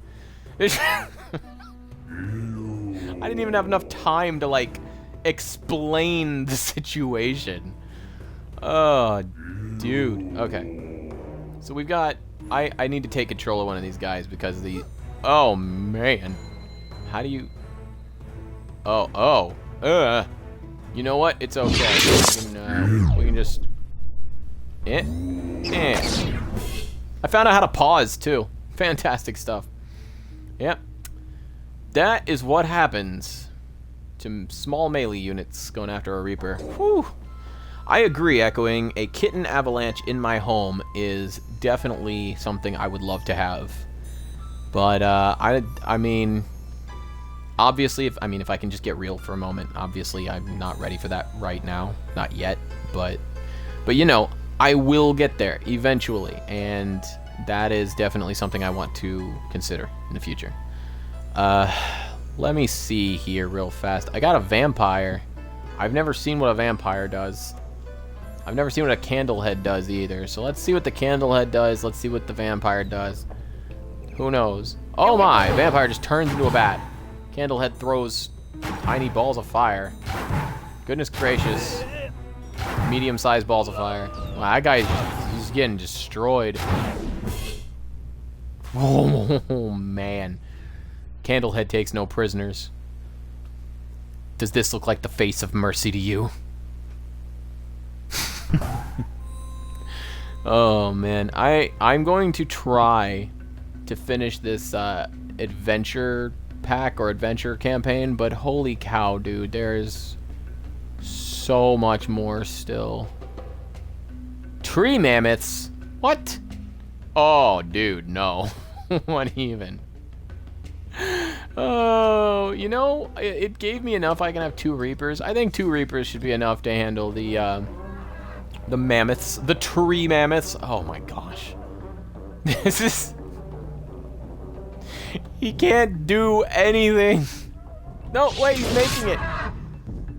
They made it. They've made it out of the tree. No, he has not made it out of the tree. The Reapers are still doing their bloody work. Take him down, guys. Nice. Well, you can tell he's dead because he has X's for eyes now. He's a... Oh, I'm coming for you! Oh yeah, no, he's definitely not taking any prisoners there. Let him do that over there. I'm gonna move all the way over here. Swing, better. His poor little feet just dangling. I'll get there eventually. Oh, you swinging me? Get out of here! Get out of here! Oh my. Enemies, it appears to reduce the cooldown on the swing. Oh, the second one. Ew! Holding his scythe over his head. Oh, jeez. Echoing Tear says, imagine seeing your allies just getting hoisted up on tendrils and floating towards you slowly like that. Yeah, that would be the day that I would turn around and become a monk. I will be up out of there. That is not something I would want anything to do with. So we're just gonna keep reapering. That's a new term I've coined, which refers to using reapers to just annihilate everything. And the reapers taking no prisoners, giving no guff. And everything over here is dead. We've got one guy and an apple thrower. And they're done. That's it. The end.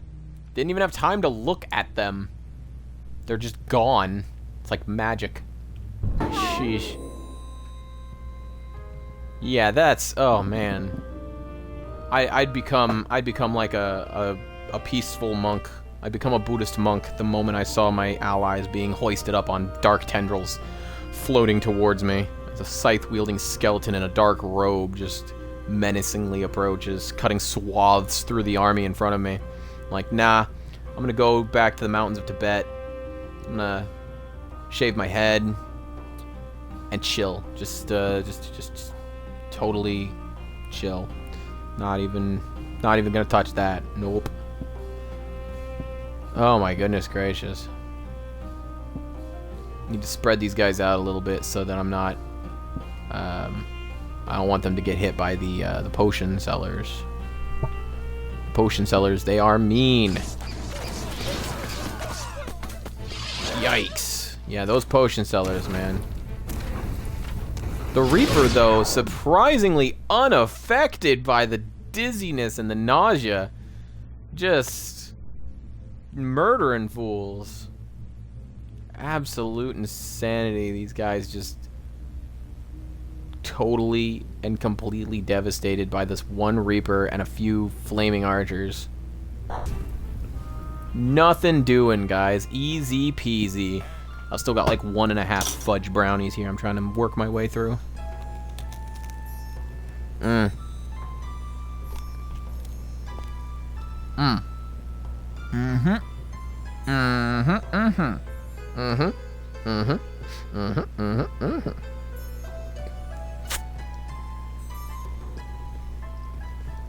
I kind of wish you guys could see a picture of my face. Like right this instant, because my one cheek is just bulging out like crazy because of this fudge brownie. Those of you who are just joining us, the fudge brownies have peppermint infused into them. They're peppermint fudge brownies that my wife made. They're delicious. They're a little bit hard, especially on the outside, a little bit crunchy. But they are fudge brownies and they are delicious. And I've got like a whole nother brownie and a quarter of brownie to go through. Echoing Tears says, all right, man, I gotta go to bed. I'll catch you later. Hey, Echoing, thanks for being here, man. I always appreciate you hanging with me. Really makes this whole Twitch thing all worthwhile, you know. And to those of you just jumping in, thanks so much for being here.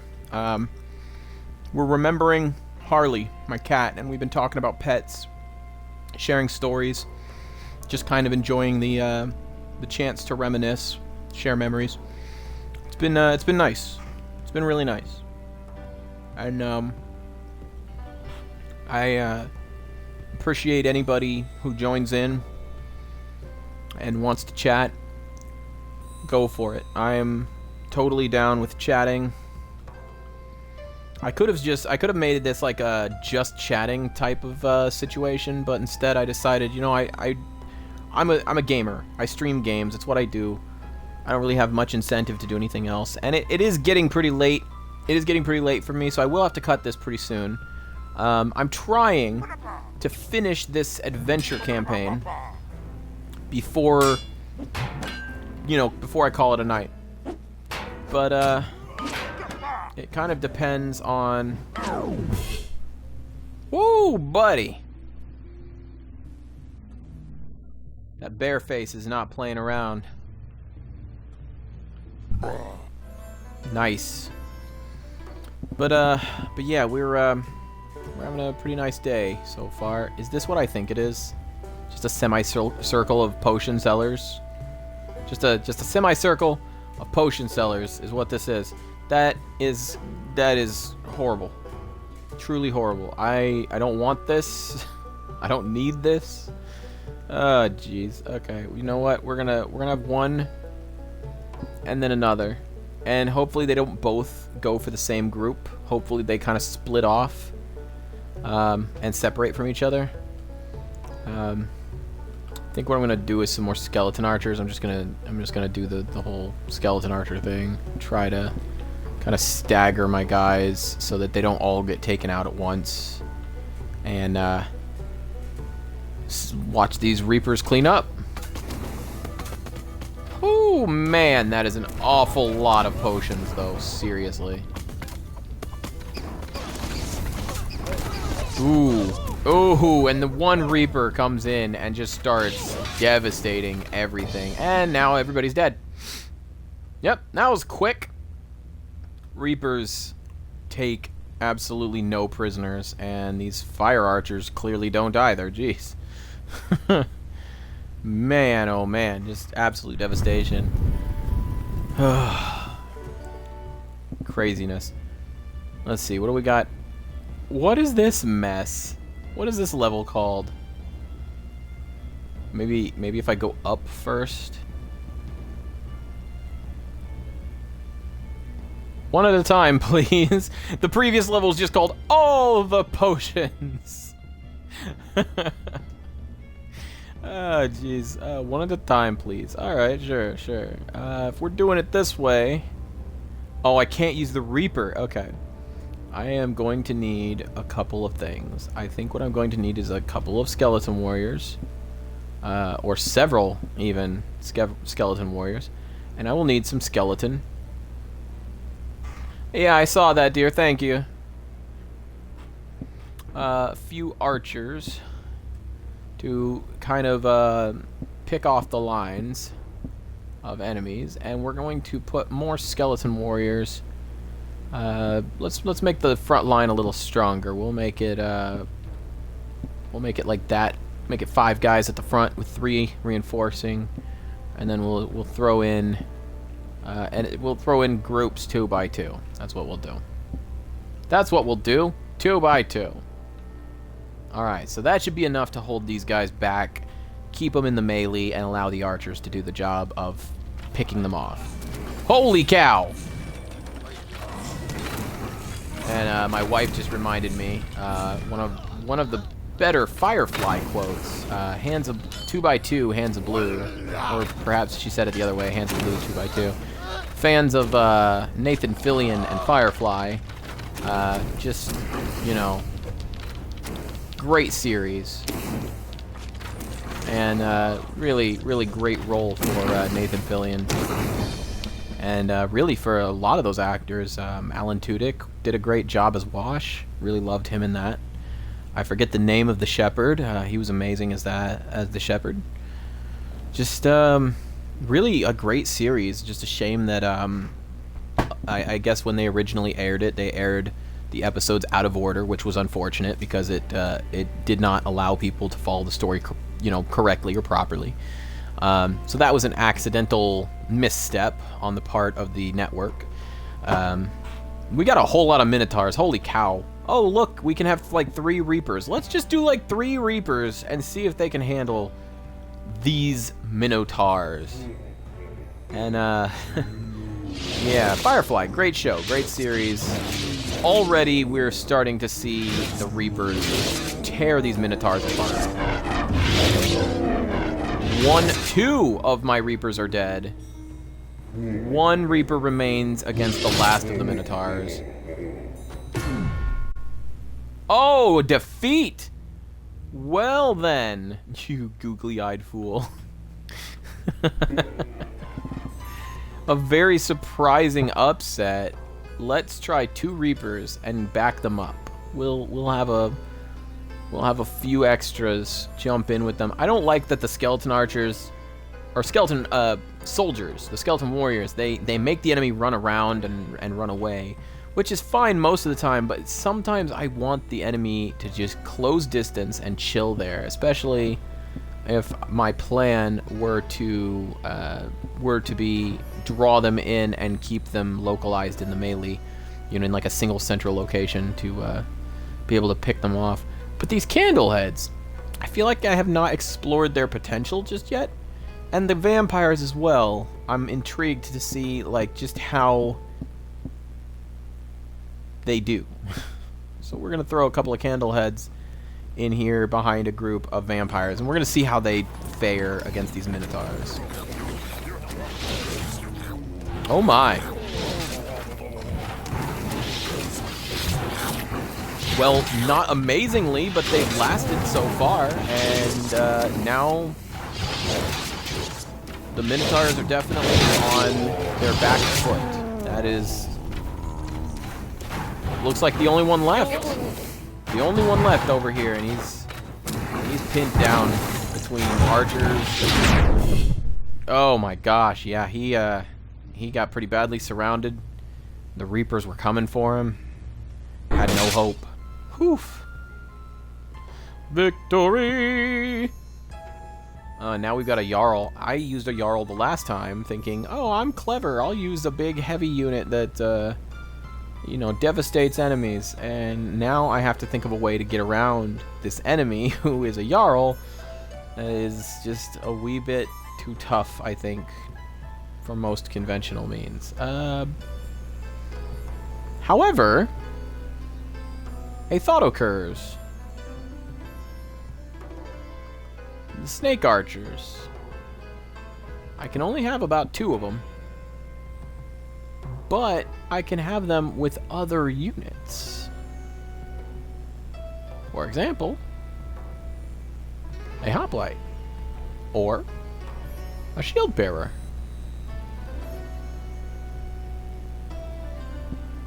Let's put a shield bearer and a Sarisa up here. And let's just see if they can hold the line long enough to let the snake archers do their job. Well, would help if they didn't miss. Luckily, the snakes come back. And by now, these guys have to be reloaded, right? Oh, yeah. Dude is just getting destroyed by the snake archers right now. He's all alone. He has nobody to back him up or pull these snakes off of him. He's swinging. He's not getting much purchase on those snakes. They're small targets. Oh, he might have knocked them all out, though.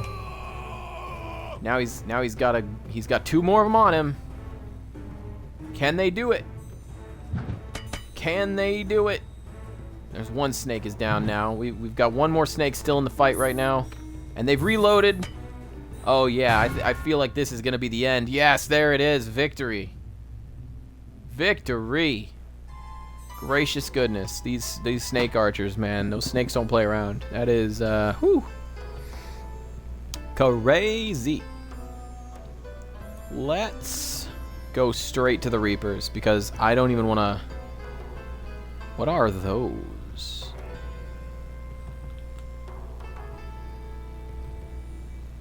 Oh, it's the scarecrows. I love that they're just holding crows, 1 in each hand, and the crows just have these wide eyes like, I know he's going to throw me. I know it's what he's planning. He's planning to throw me. These Valkyries looking pretty mean. Dual swords, wings, all set to go. We are definitely approaching the end of this, I believe.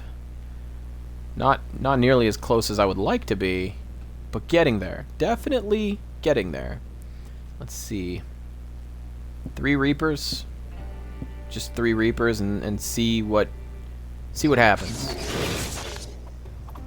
Well, the Valkyries are all dead. Oh my, man. Oh my goodness. Oh wow, we won. Oh man, dude. One of those Reapers went down fast enough that it really made me think like I'm about to lose both my other Reapers any second now, any moment. And then all of a sudden it was over. They finished off the last of the scarecrows before they had a chance to really do enough damage. I guess that's the difference between a unit that's primarily melee and a unit that's primarily ranged. When they are a melee unit, they tend to be more geared towards like physical strength. They're tougher. They have more health and stuff. So maybe as a super unit, the scarecrow is just not as strong because it's a ranged unit. But we've got an awful lot of spear throwers, a mammoth, and looks like a couple of the bone casters over here. But I have enough money I can put 2 Reapers, which is what I'm going to do. But I'm going to put them back because I want somebody else to get into the fight first. And I think a jouster might be just what the doctor ordered. So I'm gonna line these guys up so that hopefully the jouster gets in there and it draws the attack of the bone mages first.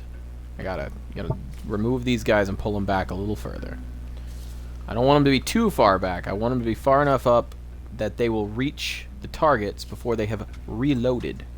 Actually, you know what? That jouster is going to be really, really fast. I think they move quite a bit faster than I might be thinking. So I want everybody to throw their weapons early before the Reapers arrive and hopefully completely miss the jouster. If they don't miss, at the very least, I would like him to absorb as much of the attack as possible. So here we go. Oh yeah, he is quite fast. Not as fast as I would have thought, But man, he's moving right along. And naturally, Reapers are just cleaning house.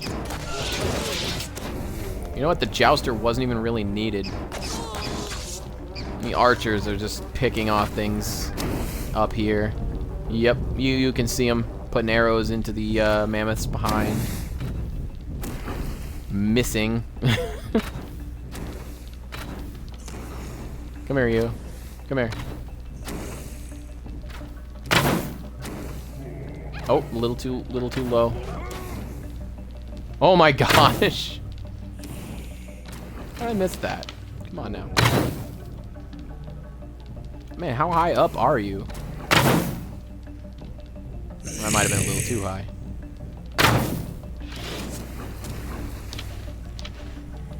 Oh, and now the Reapers are up there, messing him up. I got him! Wait, he's dead. Who or what is still alive?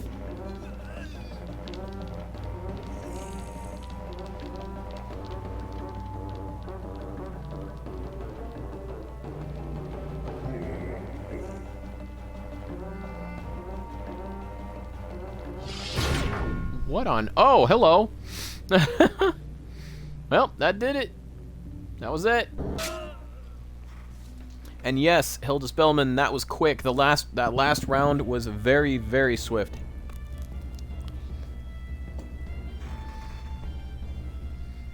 Very, very swift. More of these enemies that are no threat to the Reaper. Okay. I'm fine with that. We will just put archers.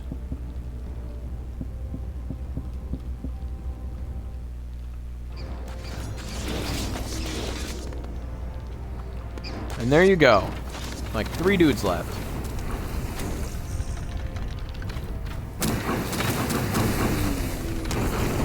Why won't you die? Oh, there we go.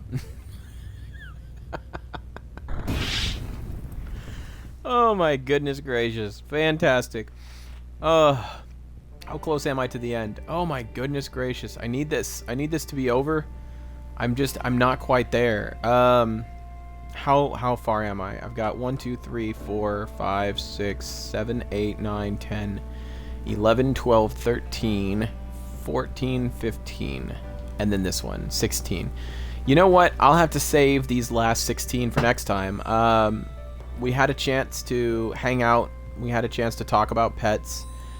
We got to share and reminisce on stories and memories, and I'm really happy with the result here. I'm really glad I got the opportunity to share my stories with you guys. I'm really glad that I got to kind of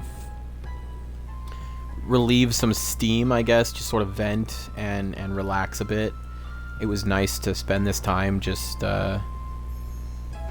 chilling, playing a game, and you know, I'm happy. I'm really happy that I had this opportunity to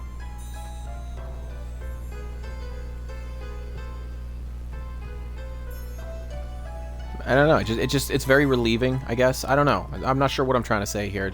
I feel better. I just feel better. But yeah, I'm gonna go ahead and cut this here in just a moment. Actually, I just saw a post pop up. Scorpio says he has a good pet story, but it'll require a few posts to explain. Well, Scorpio, if you want to post that here, you're more than welcome to. I was just about to call it for tonight, but if you want to do that here, you're absolutely welcome to. I'll give you plenty of time to decide. But you're also more than welcome to post that in the Discord, and I would probably, you know, save that somewhere in the Discord so that we won't lose it. But that's up to you, my man. All right, I just see Scorpio says, like a Snoopy written novel. One dark and stormy night. Oh, my Bove Jagger and my mom's Bichon Kayla were whining at the back door. I let them out, and they both ran over to the fence, whimpering and howling. They wouldn't come back in. I put on a jacket and dragged them back in, then went around between the houses to the other side of where they had been. All right, I'm with you so far. You two dogs, neither of which I'm familiar with the type, the breed. But Jagger and Kayla is what I gathered. Went back there, and they alerted you to something. So, okay, Scorpio continues. I found a stray mother cat trying to keep 5 of her kittens safe. The 6th kitten had tumbled out of their hiding spot and fallen into a water-filled hole something had dug in the lawn. Oh, I pulled the half-drowned black kitten out and brought it into the house. Half-drowned, that gives me hope. That tells me that the kitten was still alive and there was still a chance. So now I'm invested. I'm invested in the story so far, and I'll continue bringing you this story as it unfolds. Scorpio continues. I dried it off and found it was so young its eyes hadn't even changed color yet. My Bove's stub tail was wagging at light speed, ecstatic over the little thing.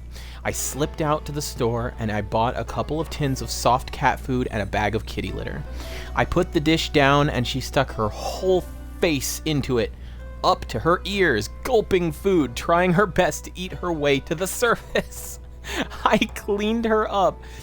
She used the litter box all on her own, and then just like the cartoon, she climbed up on my Bove's back, kneaded a spot with her claws, and curled up and fell asleep. That is absolutely adorable and just the cutest thing.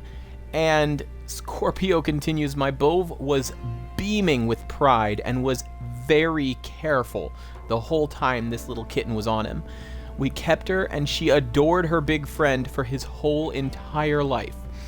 Her heart was broken, and she mourned for 6 months when my Bove passed on from liver cancer.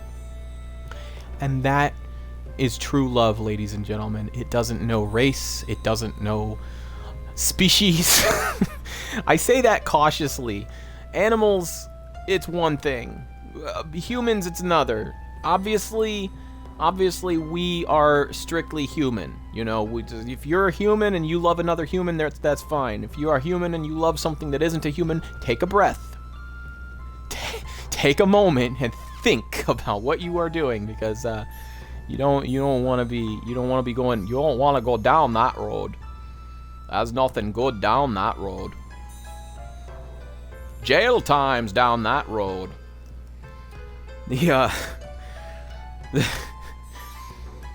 Being shunned by your entire community is down that road.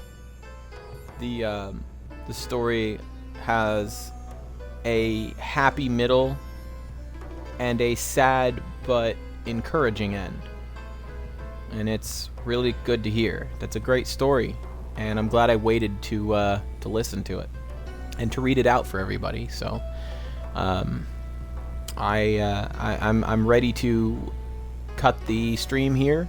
It's been about 2.5 hours. It's been a pretty nice time. I've gotten to share a lot of nice stories, and I think everybody's been pretty awesome today. Mostly just me and some friends talking. Nothing wrong with that. Anybody watching, thank you, Scorpio. Scorpio says, I'll post it in your Discord too. I appreciate that, man. Then we'll have it forever. Everybody who might watch this in the future, thank you so much for watching. This has been very therapeutic. It's been very cathartic. I really appreciate you watching and listening, and if you have any stories of your own pets that you might want to share, please feel free to go to my Discord. My Discord server has an invite link on my Twitch channel. I'll try to find a way to put a link to it on my YouTube channel somewhere. I will most certainly be around. If anybody just wants to shoot me a message on the Discord, that's fine. And one other thing I haven't put up on Twitch just yet, but I will say one last time, is I do accept donations. Presently, the only place to send me donations is paypal.me/zeroundying. And obviously, any donations are greatly appreciated but not expected. and I do admit I have some debts to my local vet's office. So any donations will go towards helping with that for sure. Also, anything that I receive as a donation, I will also possibly use to help keep my Minecraft realm up, which I will try to provide a link to that Minecraft realm in case anybody wants to be a part of that as well in the future. So thank you so much for watching. Thank you all so much for being here. Spay and neuter your pets, and together we can end the stray animal problem in America, and possibly, hopefully, the world. But also be good to your pets. Don't just release them outside and expect them to come back on their own. You know, take whatever precautions you need to take, and any outdoor pets, obviously make sure they're spayed and neutered and have their proper shots, and you know, be careful of where they're going and what they're doing. So keep tabs on them. You know, keep track of them. Thank you so much. Have a wonderful day. Peace and God bless.